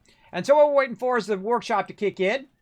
Boom. Now I claim this workshop. Now, it was originally intended to be a PvP thing. Now, I like me some PvP. No, I'm not going to lie. I like me some PvP, but PvP in Fallout is dumb. I'm sorry, that's just the truth of the matter. What am I doing? I'm going into my cards. That's what I'm doing. And so what I need to do is I need to have I already have it on. Home defense and contractors. You want to have these two on so I can actually do better turrets as well as I can do stuff for less costs. So what I'm going to do is use some of my blueprints of stuff I've already gotten ready. Like right here, I've got a fusion generator. I don't need to power up this power plant. All I need to do, put the fusion generator right there, and then hit the space bar and run it right over here, and then the fusion cores start up. Now, the next thing that I do is I go ahead and start up some resources, because you want also the 3 resources that help you build, ammo. And because you got to grind a lot of ammo in this game, everybody. Now, I don't even need to power up the power plant to still get some power from it, because each one of these boxes is worth 10. And there's other resources you can grab here as well. But I'm not going to bother with that right now. I'm going to go ahead and start putting in my defenses. And if it takes me all the way until the fact that I got to defend stuff, then I will go ahead and stay and defend it. But most of the time, I'll just jump on to the next one. And you're going to see that I'm going to put my kill boxes here. These are my signature thing, Kismet kill boxes, in specific spots that help. And also, you're going to see me kind of remove some items that are blocking. And then I'll see this guy isn't getting shot. Which is a bummer, because in Fallout 4, that guy would have already been dead. There he goes. And so now the turrets are going to go in and do their thing. And I'm just going to keep putting down some defenses here. Now, again, the cool thing is it remembers your resources that you used previously. So if you do go ahead and make a bunch of turrets and whatnot, well, guess what? You're going to have some of those resources back. Not all of them, but some of them. So you can utilize for defending your workshops that you take over. So these are different than your camp. These are places that you actually take over and then have to defend. And normally it would be like you got to defend it against, you know, a whole bunch of mobs and whatnot. In this case, I mean, a whole bunch of players. But in this case, it's just basically wild mongrels that you're fighting off. Now, it's already killed a wave of them up there. You can see in the upper right-hand corner, a wave of them already got wiped out because they're most likely they were by one of my kill boxes. Now, this is one of the most annoying places to try to defend. And the reason why is because the mobs wander off, and they're way off in the corner somewhere. You don't know where they are because they're not showing up in your radar. You have to kind of hunt them down and see where they're at. Like, look at they're right there. They're attacking some random thing over here. And there we go. Now I'm going to get them out here where the kill box is. Now, remember, you're going to get a nice crossfire, too. Once the kill boxes recognize that there's mobs there, it will start to help you out. Like that. Most of the time, it doesn't start firing, though. That's what's really annoying. And then, of course, after you've taken a few of them out, now it recognizes that those mobs are a threat, and you're good to go. Now, if you can get a good, what I call a good round of mobs, so I can see them way out there. A good round of mobs coming in where your kill boxes can wipe them out. You can put down a lot of turrets in here, everybody. A lot of them. Then you're doing pretty good. But if you don't get the thing and they're off hiding somewhere and you can't find them, then that sucks. And what I also look for is I look for where my kill box is actually shooting. Like if it's shooting that way, then I know they're that way. Right? But see, if you look on my radar, it doesn't show me where they are. I have to get close to them to find them. And that part is really annoying because they could be anywhere, but it could be locked in a door over there, which sometimes happens. Let's see where they are today. And I kind of felt like they were that way, but let's go ahead and check back here. There's a whole bunch of mobs in these little steam things as well.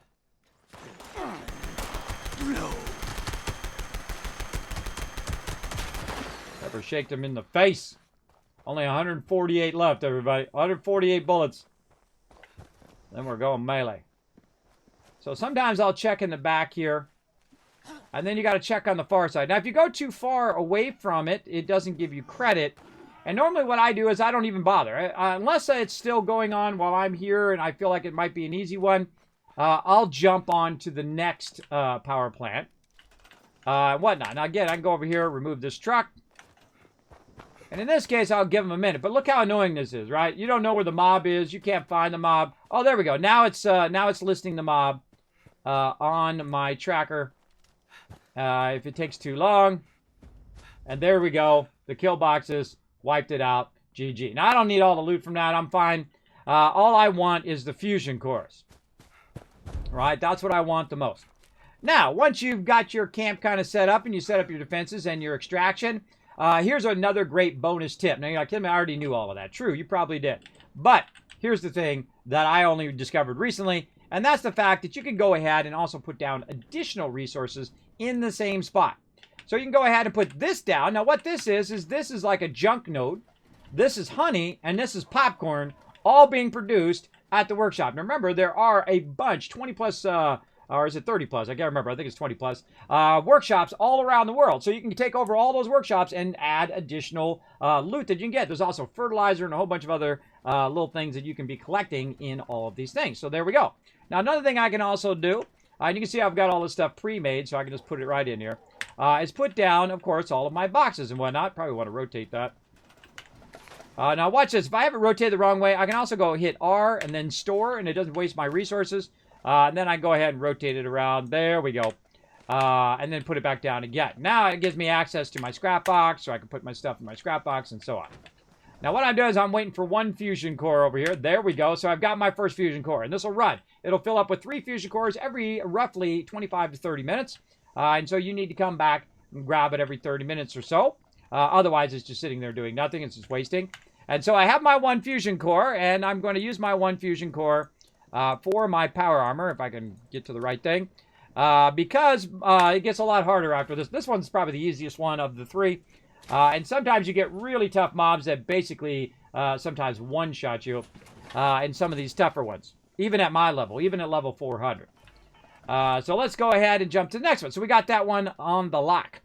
Now, I didn't even know that Minoga, for the longest time, for years now, did not even know that Minoga had an actual workbench. It had a workshop that you could take over.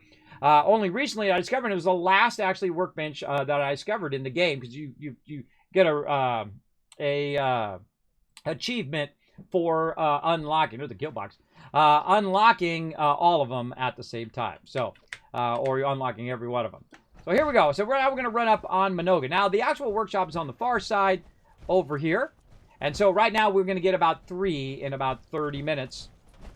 And we're going to run over here. Now there's nothing really going on in the front here, which is great. You don't have to fight your way through a ton of mobs here in the front until you get over here to the workshop.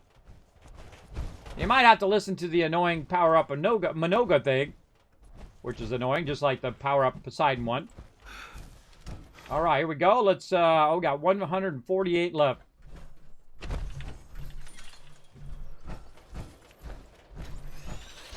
Use it wisely.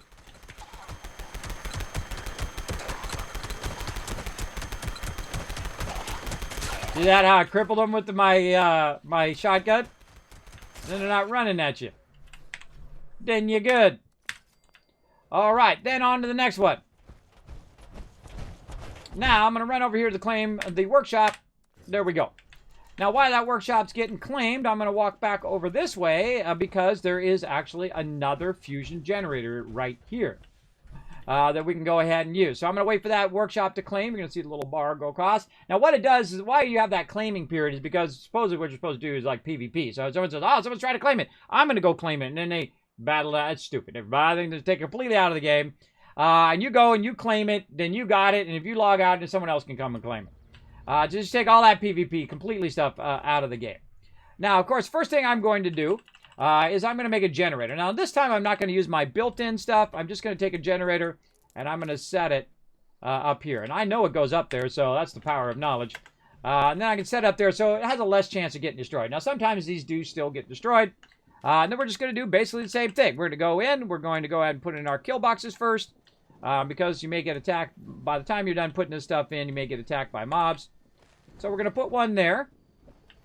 We're going to put one up on this hill here. By the way, you can extract wood right up here.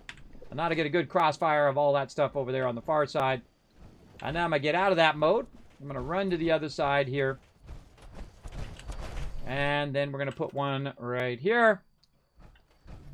And I've found you can have about 5 groups of 4. Right there. And then that was 3. And then we got 2 more to do. And the mobs usually spawn way out here. But your turrets don't always kick in. I don't know if that's intentional or a bug that's been in the game since it launched. I don't know. It's something like that. But the turret should automatically defend the area. I mean, that's why you put them down. That's why you spend all that time collecting all those resources and doing all of that stuff. But it doesn't do it. So that's how it goes. Now I'm going to take out these cars that are in my way.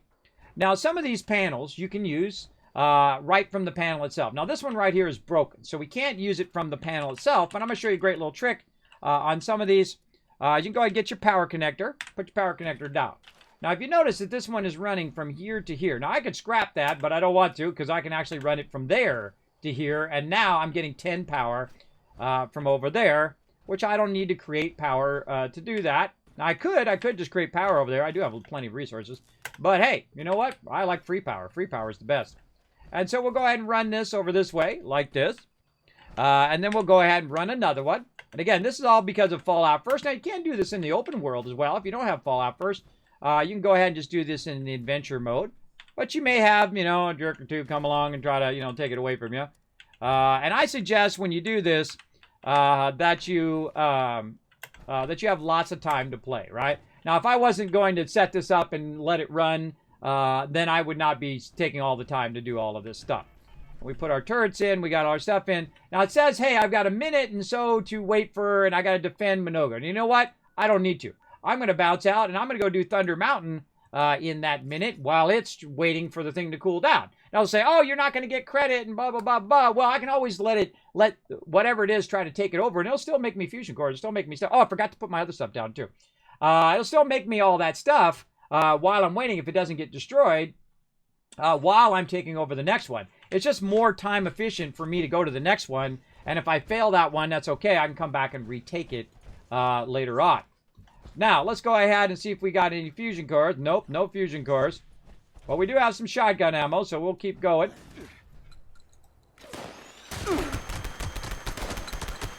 Realize that guy. There's usually a guy running at me. Take out that one. Man, this is going to be close.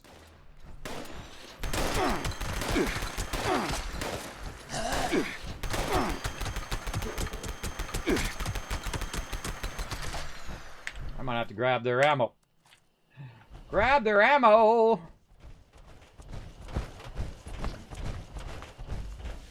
Alright, there's usually 2 guys over here, and I'm going to get nice and close before I shoot them.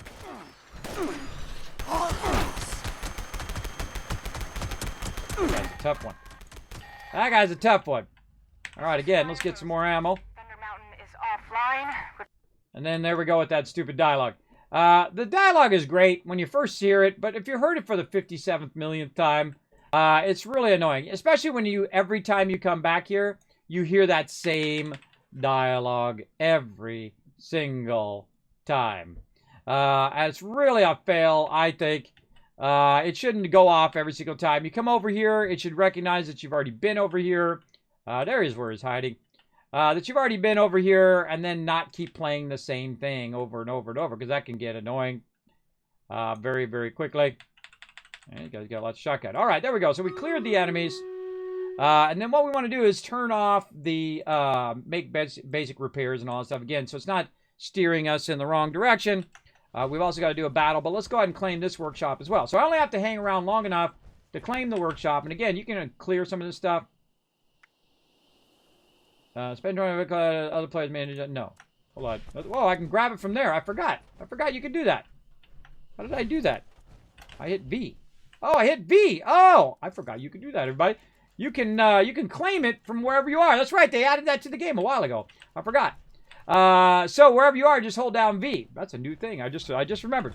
So while that's claiming, we'll go ahead and do a battle. to battle! All right, I'm going to boost everybody's range damage. That should help us out a little bit on that one. Let's hope we can get this one done quickly. And while you guys are watching that, I'm going to go ahead and remove some cars and set up some turrets and stuff, which you just saw me do here just a minute ago. But I'm going to get it ready here because they're going to attack my base here in a minute.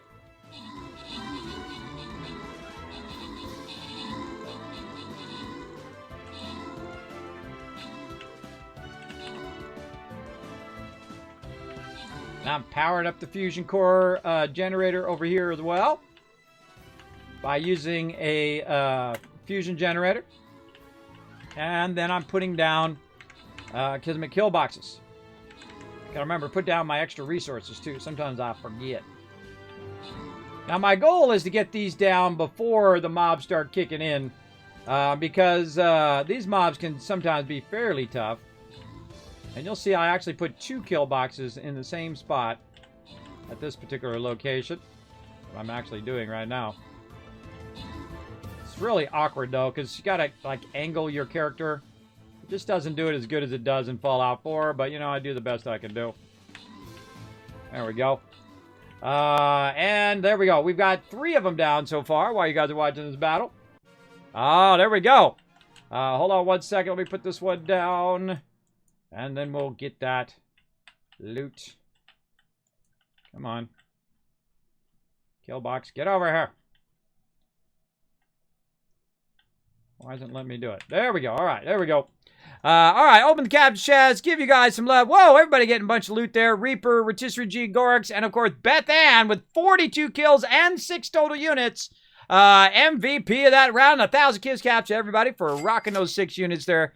Beth, appreciate it. All right, where we go? We're going middle.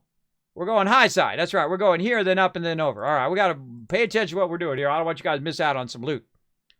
Let's get another battle fired right up.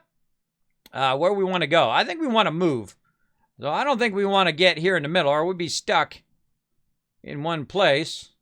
Or maybe we do. I'm going to try down here. I'm going to go down here. This way we can move in, try to wipe them out together. Let's give it a go.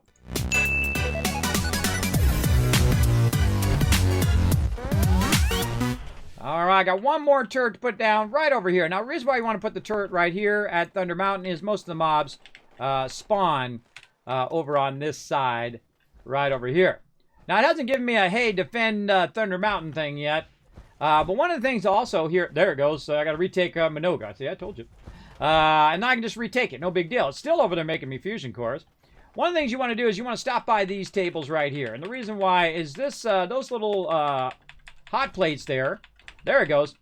Those little hot plates there are circuitry. Circuitry is what you use for your turrets and all of that stuff. So you see me just come over here and just grab everything. Because what the heck, might as well. And just grab all the stuff you can grab. Now, you saw me put down lead, which is in the first one, acid in the second one, and this one has the third element that you need, and that is steel. So you can go over here, you can go ahead and throw down some steel resources. Now again, you'll see it snap in place. And then I'll do anything. I can just go ahead, other than connect a wire, I can grab this one and run it down, and then boom, now it's producing steel for me. And so I'm going to go ahead and run over here. Now it's got 47 seconds before it's going to come back up again. And so I've got plenty of time. Now what I do, again, I don't wait around. I go ahead and see if there's any fusion cores there. If there's not, no big deal. Because I'm going to jump back where I first started. Right over here.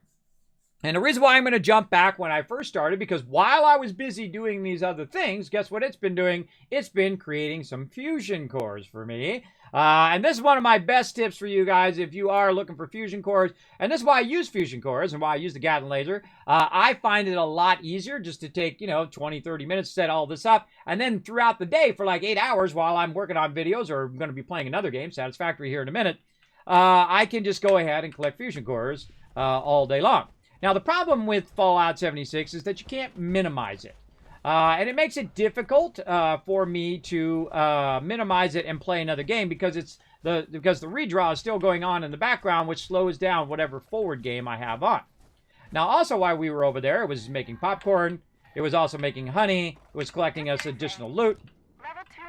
Now, see how that comes up every single time? Every time I come through here, she's going to say, level 2 nuclear alert, blah, blah, blah, blah, blah. Now I've got a fusion core Now I've got a full fusion core for my power armor, and I've got a full fusion core for my Gatling laser. And that's awesome. Boom. Now I've got 1,000 shots. So now I can go ahead and take my Gatling laser, and I can go wander on over here and see if we can wipe out some ghouls and try to get more fusion cores from over here.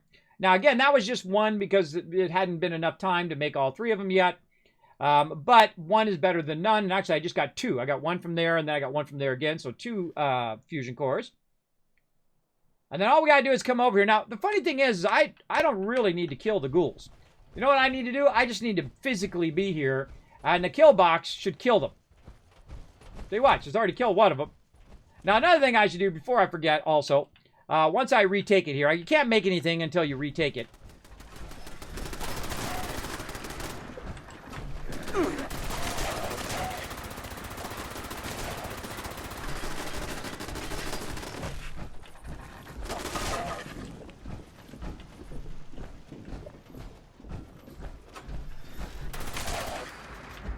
And there we go. How easy was that, everybody? Again, that's the Kismet kill box for you. Hooking you up. Now, also while I was gone, guess what?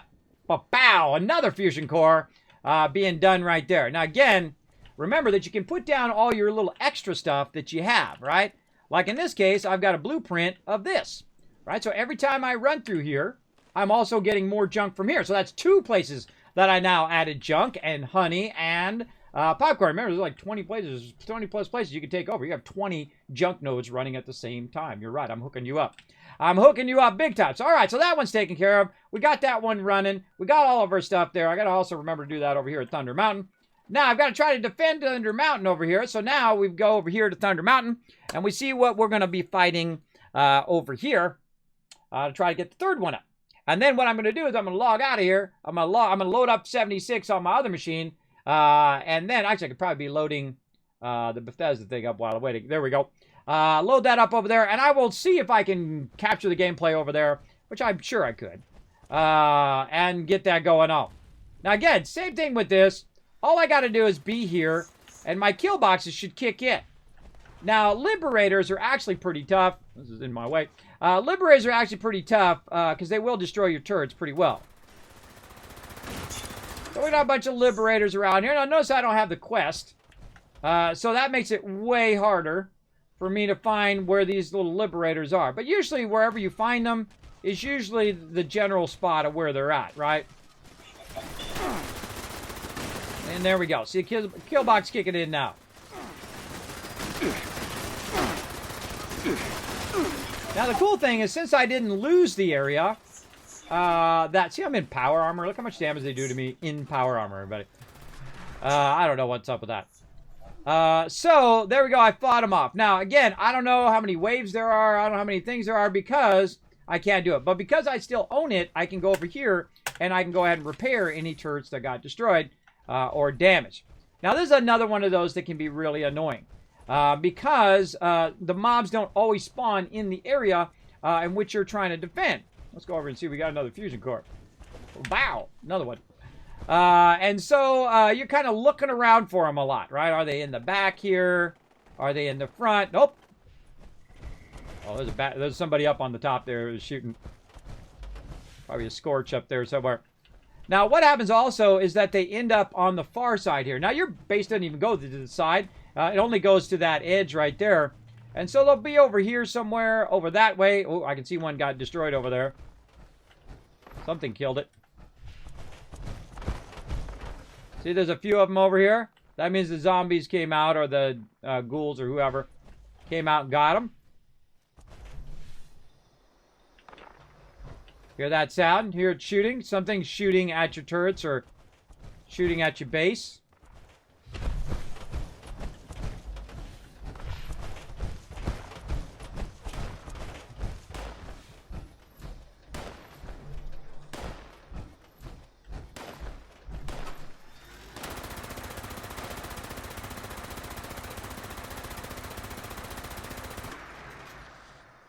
So there's a Scorched up there shooting down at my turrets, and my turrets are not shooting back at it. There's another problem in 76.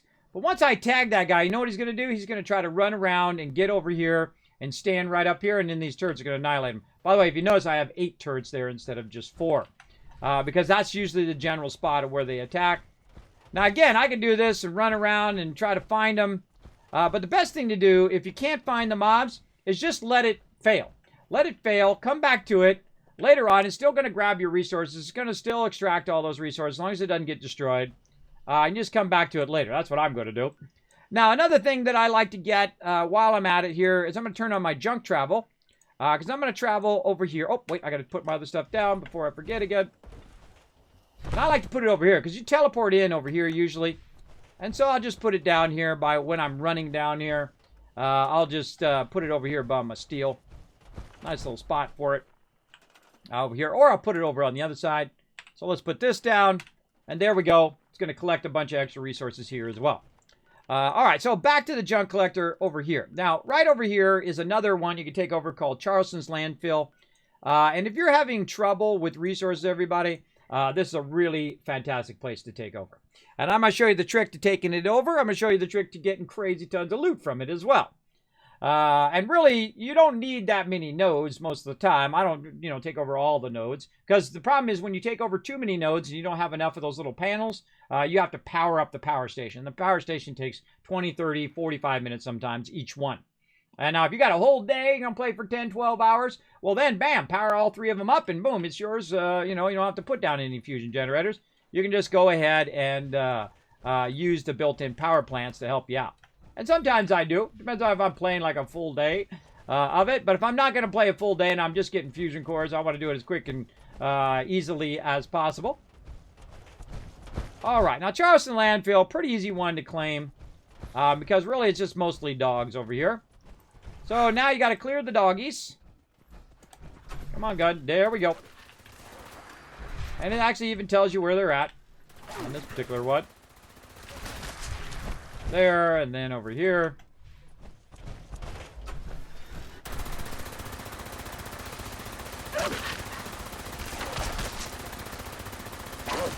Yeah, how nice this Gatling laser is.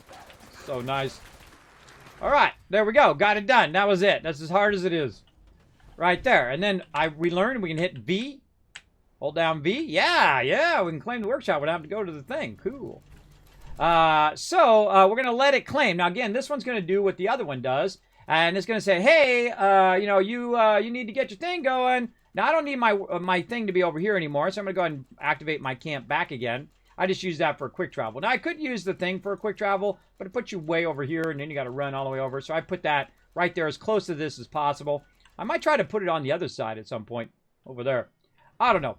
But here we go. So we claim the workbench. Now, this particular one has a bunch of junk nodes. Now, junk nodes give you all sorts of awesome random loot. And so what we're going to do is the same kind of thing, but I'm going to take this generator. I'm going to put one generator up here, and that's all I'm going to need. I'm going to put that right up there like that. And then we're going to start accessing our resources.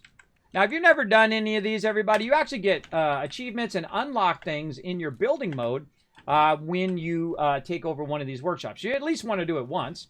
But I suggest maybe you might want to do it more than once. All right, then we'll put down some power connectors, and then we'll also connect it along this way. Now, also in this direction, you can see there's a water thing out there, and there's other nodes as well. So I'll pull this as far as I can go. And if you notice, I put it down, I connect it, and then I move it. This also works really fantastically in Fallout 4 as well. You don't want to put them too close to your things there, though, or it makes it difficult for you to put your actual extractors or resource grabbers in there. And then we'll run this, and let's say right here. Now, you can go in and run this purifier, but I'm just going to get rid of it because I get the resources when I get rid of it. And then I'm going to go back to, speaking of resources, we're going to go back to resources, if I can find out which direction it is, right over here. Put another junk node in. So that's now 2 junk nodes that are collecting for you. And there's also some other stuff over here that if we run through here, you're going to see it's automatically kicks in. That's aluminum. So if you need aluminum, what the heck? Let's do that. Since we have plenty of extra power, let's get that up there. Now, also in here, you can scrap all of this stuff. You can get resources for all this various stuff. You don't get resources for the cars, which is a bummer, but oh well. And then you can remove that kind of stuff. And then I like to go around and remove all these big trucks because you know what they do? They obstruct your turrets from shooting at all the bad guys. And I like them to kill the bad guys. There we go. Got that out of there. Now, there's another node right over here as well. And again, as we flip through, you'll see it just kind of snap in there. And that's steel as well. So now we have 2 nodes gathering steel. And that's why I have so much steel. Oh, and I got to retake Thunder Mountain, which is good. That'll be super easy. Now, again, we'll go ahead and take this one, actually. And come on. Come on, you. There we go. And run it over here. And we're going to run this one also directly to here. But this one, we're going to go ahead and stack up on top of the building. So it has less of a chance of getting wrecked. Like that. That's usually what I do with my things here, is I stack them on top of buildings or on top of stuff. So they have less chance of getting wrecked. And there we go. And we got to defend Charleston's landfill here in a moment. But I'm usually busy collecting or getting all my stuff set up. Now, over the hill here, there's going to be more resources that you'll want to get. I'll put that right there. Right down here, again, another junk node. So we'll go ahead and get that junk node in there. There we go. And then sometimes this reaches and sometimes it doesn't. I don't know why. Sometimes it does, sometimes it doesn't. But that's okay, because I want to put another power connector in here anyway. And you'll see why. Because I want to connect it. Come on, you. Man, a little delayed today. And then I want to connect it as far this way as I can. Try to get up on this hill a bit. Let's say right there. And then we can run this down there. Now we got another junk. So we have 3 junk nodes running. We have aluminum and a steel. And then over here, resources. There we go. And then over here, you've got a copper node. So this is I think, one of the best places in the wasteland to get all sorts of loot. I mean, every type of loot you can get, because the junk is going to randomize the loot. You might get circuitry, or you might get wood, or you might get this or that or the other thing. But these are very specific here. You're definitely going to get copper, and you're definitely going to get the steel, and you're going to get the other thing. But definitely we also need to have some defenses, right? So let's go back and do our kill box. Oh, somebody attacking me. So one of the kill boxes I will put is right here to kill whatever is after me. It's probably a bug.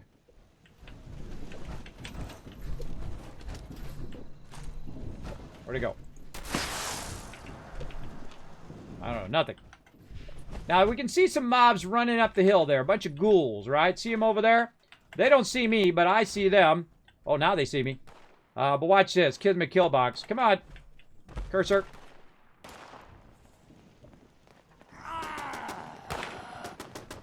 Come on, Killbox. Get in there. There we go. All right, Killbox in. Bye-bye. Actually, that Killbox wiped them out. But I put a Killbox there as well to as the mobs are running up. I was like stuff in my way here. There we go. And there's going to be like, you know, junk cars and whatnot you can get rid of. I get rid of them just so the Killbox is not obstructed. All right. Oh, here comes another guy. I'll put another one right there. Again, notice how it doesn't automatically shoot. Takes a minute or so for it to shoot. And so we need to kill the Scorched, and they're going to come in different waves. Here they come again. Get this truck as a loaded weapon.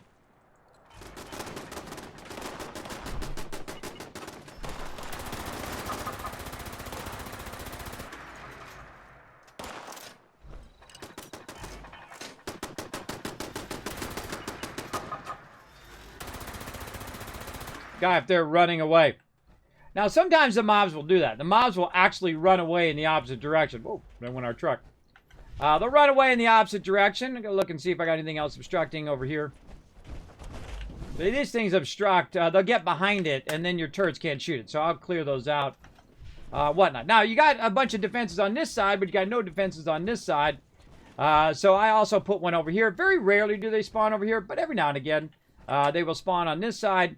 And this one's really nice because it is way up high. And that's what the kill box is all about. Having it up as high as possible so it can shoot in the widest area possible. You can see that one can shoot this way. This one can shoot, defend this whole back area. Anything comes running down or comes running up from this back hill here. Which it very rarely does. Usually they come from that way and they come up over this edge and they come down. And that's when the turrets get them. Now while we were doing that, everybody, bam, look, it's already collected some random stuff. Some fiberglass and some rubber there. Very, very nice. And then also if we have any repairs, we can repair it there. And that's pretty much it. Now the problem is the Scorched guys run off in the other random direction. And now I have to go track them down. Or I can just go ahead and let it fail and come back and grab it later. Sometimes I just let all of them fail, and then I just take them all over. There he is. There's one behind me, too. All right, there's wave 2 of 3.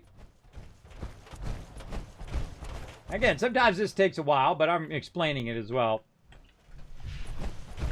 And I suggest to stay right about here, because then you can see if any of the kill boxes fire up. Oh, there they are. See, just like I said, look, it's not even shooting at them, because I have to go over and tag them.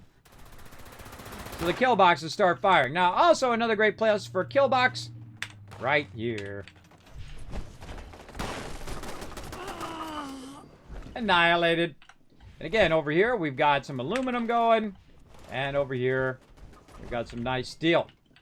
All right, there we go. Oh, big lag.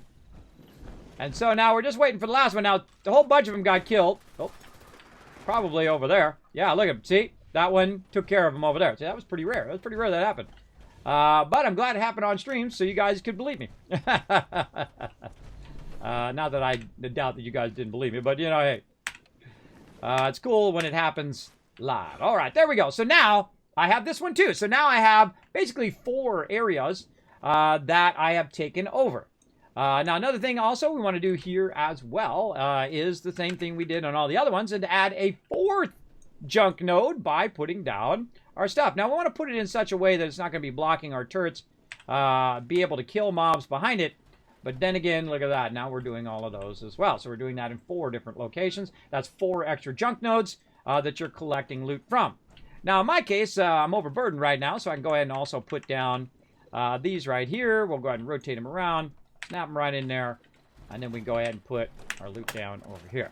Now, again, I don't have to go and retake Thunder Mountain if I don't want to. It's not like I'm going to lose it if I don't. Because it'll still stay there. If I log out and log back in with like say 5 minutes, within that 5 minutes, I can still go back and get it. If you accidentally get kicked, make sure you are, if you waited too long, if like went 30 minutes and then kicked you out of the game, make sure you log back in as quick as possible. Otherwise, it'll close down the server that you were on and make a new server. That's a problem as well. But here we are. Okay, so we got to... Now that I can go and defend it, I can retake it. I'll know where the liberators are now.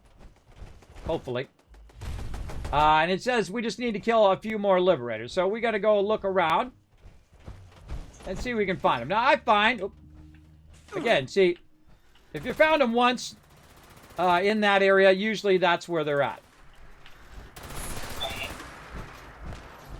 We found them in this area. There we go. We've killed enough of them now that now they're starting to track them for us. And there's one more. Somewhere over here. Probably hiding behind something. Or in something like this. Nope. Up in something like this. There's it is. So if they're inside there, it can't hit it. There we go. And we got Thunder Mountain back. And while we're here, we might as well, sweep by our resources. Now, I strongly suggest that you have a lighter gun, like a pistol, or in my case, a shotgun, so you can run a bit faster when you're going to pick up your stuff. Now, at this point, I'm going to have my power armor, because my power armor is burning fusion cores. So I don't even need my power armor anymore, unless the mobs are really tough. Then I can do it. But I'm going to go ahead and grab my loot here. I'm going to run around over to this side. Well, I'm going to waddle around this side because I'm overburdened. Like so. And grab me some fusion cores. Yeah, 2 fusion cores there. So you can see I've got about 5-6 fusion cores in just the time that we were doing this. Now, I also want to go ahead and put these down over here in case I need them. Oop, or not. Right there. I can put them anywhere. I can put them over there or put them over here. In this case, I need them so I can go ahead and get rid of that. And then also I can use the workbench over here to get rid of all these random weapons that I picked up while I was taking it over. Like that and like that. Now, I don't know why my character's so heavy. I would assume it's probably legendary weapons or something like that. Yes, see, I got a bunch of legendary weapons on me. That's definitely weighing me down. There we go. And I'll offload a bunch of this stuff to be dealt with next time. Oh, a bunch of purified water as well. Oh, my stash is full. it happens. Okay, that's it. Now, we got them all set up. And so what I'll do is I'll return to my camp. Now, one of the things that's going to happen when we log out of here and we log in on the other one is the fact that it's not going to show me those anymore, right? Now, I can't fast travel to them anymore because it hasn't realized that I was already there and that I own those camps and whatnot. And so what I do while I'm waiting is I go back to my primary camp here, which I have a bunch of other collecting stuff going on, which is basically my Tycoon HQ right over here. Whoop, oh, see, that happens sometimes. See, I moved right into it. But I could try to go into workshop mode. I could try to pick it up and move it and whatnot, try to get away from it. But sometimes it doesn't work. And if that happens to you, just try to keep moving until it glitches you, or just travel back to your base again. Remember, it's free to travel to your base, because sometimes you're in the spot in which the thing is spawning, and so you need to move. That's why you always see me move at the very beginning, is because of that problem right there. And then over here we got another junk node. Sure you want to take all? Cancel. Take all. Well, what am I doing? Oh, I'm trying to get the Collectron station. Just getting the scrap box instead. No, I want to put all in there. And so there we go. And then also what I'm doing is I'm collecting crazy tons of purified water over here. So let's go ahead and grab that. Now, why am I using the middle-sized one versus the large one? If you notice, you can get 5 of the middle-sized ones in the same spot as one of the large ones. And so you can get 10 in this same area where I could maybe fit in 2. Usually it's a little bit wider when you're trying to put 2 in. And so the 2 are going to generate 10, right? 10 water every, say, 30 minutes to an hour. Where this one is going to produce 3, 6, 9, 10, 11, 12, 13, 14, 15, right? So 15 on just this one side. And so it's going to produce 30 in the same amount of time. The other one would produce just 10. So having 3 times the water means 3 times the cash in which you can sell it to the vendor when you need to, or use it for yourself or whatever it is. So I will, that's how I make my money, everybody. It's through purified water. And, oh, I can't put it in there. It's overburdened. But you don't want to collect so much stuff that your character can't use the stash, can't use your thing, you can't save anything, you can't do anything. Look at the sheep squatch. He's so cute. They have a real-life sheep squatch, by the way. You can get one of those in the Bethesda Gear store. I'm the one that told them to add that, by the way. You're welcome. I said, you got to add one of those sheep squatches in there. And then they didn't even send it to me, everybody. They're one of my sponsors. I bought it. I got it here, and one of my twin daughters saw it, and she absolutely loved that sheep squatch. So I had to give up my sheep squatch to my daughter. But that's okay. I don't mind. I think she calls him Jared or something like that, which is pretty funny. Okay, now, I'm going to go ahead and switch. I'm going to quit out of Fallout 76 on this machine. We're going to see if we can get it working on the other machine. And then at some point here, we're going to actually play some Satisfactory. All right, so that's done. Now, while this one is loading Satisfactory, let's get that going. Let's go ahead and multitask across multiple computers here and launch Fallout 76 over here on my other monitor. We'll get that going. And while that's going, I'm going to click some buttons over here as well. I don't know what's up with Discord today. Discord acting funny. All right, there we go. It is loading up and doing its thing. Okay. Oh, I need to do it over here. Now, one of the problems... Oh, I'm talking on Discord. Let me mute Discord. One of the problems is that you can't move it because it blocks you from doing so because it is going to be like in full screen mode. So I have it in windowed mode. You can't see it because you can see the Satisfactory. But I have it in windowed mode, and I need to log in as quick as possible because I don't want to lose all that work I just did, right? And so I'm going to go ahead and I'm right now trying to log in. Got to use my other keyboard here. Got to use the correct keyboard. And then play private adventure. I don't want to accidentally get into the wrong one as well. So we're going to let that run. Now you can kind of hear some of the sound effects as we're logging in. You'll hear all of a sudden you'll hear some noise like I was logging into 76. And then also I'm going to see if I can try to capture the game. Capture over here. 76 on streaming PC. Now, this is my other PC that I use for streaming.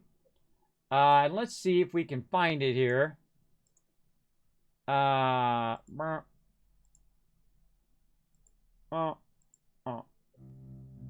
Boom. Oh, look at me go, everybody. Look at me go. Dual machine capturing right now. Okay, why is it not letting me fit it, though? It's not letting me fit it to the screen. I don't know. I don't make the stuff, everybody. I just use it. I'm just going to stretch it. All right, whatever. All right, now I'm going to move this down, so obviously it's not covering up the whole thing. And there we go, everybody. I am dual playing games right now. Okay, so now now this is going to be awkward because I'm going to have to work my other keyboard here. And my other machine does not have a graphics card as nice as my main machine, but I am going to move my character out of the way. Now, also what I'm doing at the same time I'm running Fallout 76 is I'm also streaming, recording, doing stream avatars and stream raiders. I'm also watching the chat. I also have another program called Polypop running, and Discord and a bunch of other programs that run in the background. So this might act a little awkward, but that's okay. All we need to do is get this guy right in here. Now, I've got the door locked on purpose so people don't bother me while I'm just AFK. And so what I do is I close the door, and I put my character right in here, and it says Defend Minoga, but I'm not going to bother defending Minoga. And so I'm going to put him right in there, and I'm going to let him just go ahead and take a nap. Because what we're going to do is we're going to set a timer. Hey, Siri, set a timer for 20 minutes. 20 minutes, counting down. All right. Now, it would be way easier if this game had the ability to hide the game, but it doesn't. It can't minimize it. So what I have to do is I have to use some, Kismet tricks here to make all of this work. And again, it'd be great if you could hide the thing. But there's no option to minimize it. I can close it, but I can't minimize it. So what I'm going to do is just take it and just hide it off the side of my screen so I can't actually see it. And let's hope it doesn't cause my streaming PC to crash. Because this is some risky stuff right here. But this is some risky business right here. Because I have all my streaming stuff running at the same time. So we'll see how we do. Oh, and another thing I need to do is I need to pull this up. And if we hear, like, helicopters and things like that, we don't want to hear that the whole time while we're playing Satisfactory. So I'm going to go ahead, pull up the menu over here on my other machine. I'm going to go to Settings. I'm going to go to Audio. I'm going to pull the master audio all the way down, like so we don't hear that. So you're not really going to hear anything from the gameplay right over here. Now, see, look, it's got all three of them up there that says to defend. We're not going to do that. We're just going to let it sit for 20 minutes, and then we'll go and try to retake them and whatnot. See if I can get this to move now. No. Okay. How do I get that to move? There we go. All right. So I'm going to move it down where it's not on my screen, so hopefully it does a lot less redrawing and whatnot. Okay, so that's that. We're going to let that run over there. We're going to get back over here like that, give most of our resources back to OBS. And then we're going to let that, we're basically just going to lay there for 20 minutes. And this is what I do while I'm working on stuff behind the scenes. I'll just let him sit there while he's trying to collect some stuff. Now, the cool thing is, on my awesome PC here, is that I can just say, okay, there we go. Now we're back to my gaming PC. And that's what's so cool about a multiple PC setup as well. And I'm going to go ahead and close down the Bethesda launcher and all of that other stuff. There we go.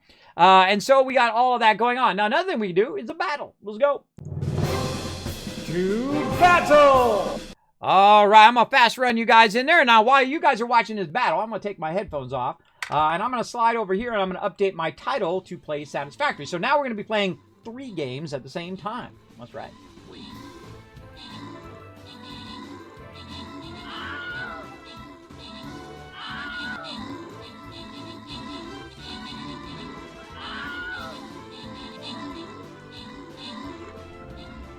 Okay, that's done. Now, what I want you guys to do is take a quick moment, look down below the stream down there, and let me know whether my title is updated. Sometimes it doesn't update, so put a 1 or a yes down there. Lets me know that that has been taken care of. So we're doing a whole bunch of stuff at the same time here in the mega stream. All right, one thing you want to make sure is that you don't get kicked out of the game, because if you get kicked out of 76 for too long, it will close down the server and then you don't get the credit of all that hard work that you just did. All right, we're going to go high side here. We're going to start the battle. Right up here. I'll see if this works. I'm interested. All right, yeah, let's do the boom boom. What if I put him right here if he'll explode anyway? I'm going to put this one in the center and see if he'll just blow up on all that stuff. We'll find out. Hey, thanks for watching this video. Help support more videos just like this one and keep the Kismet love train a-going by dropping by my Patreon and showing your support. Make sure to hit that subscribe button right in the center of the screen. Big thanks going out to Resident Spike, Riverdog, Rotisserie G, JC Hunter, and AMZ. Click to watch more videos, and I'll see you next time.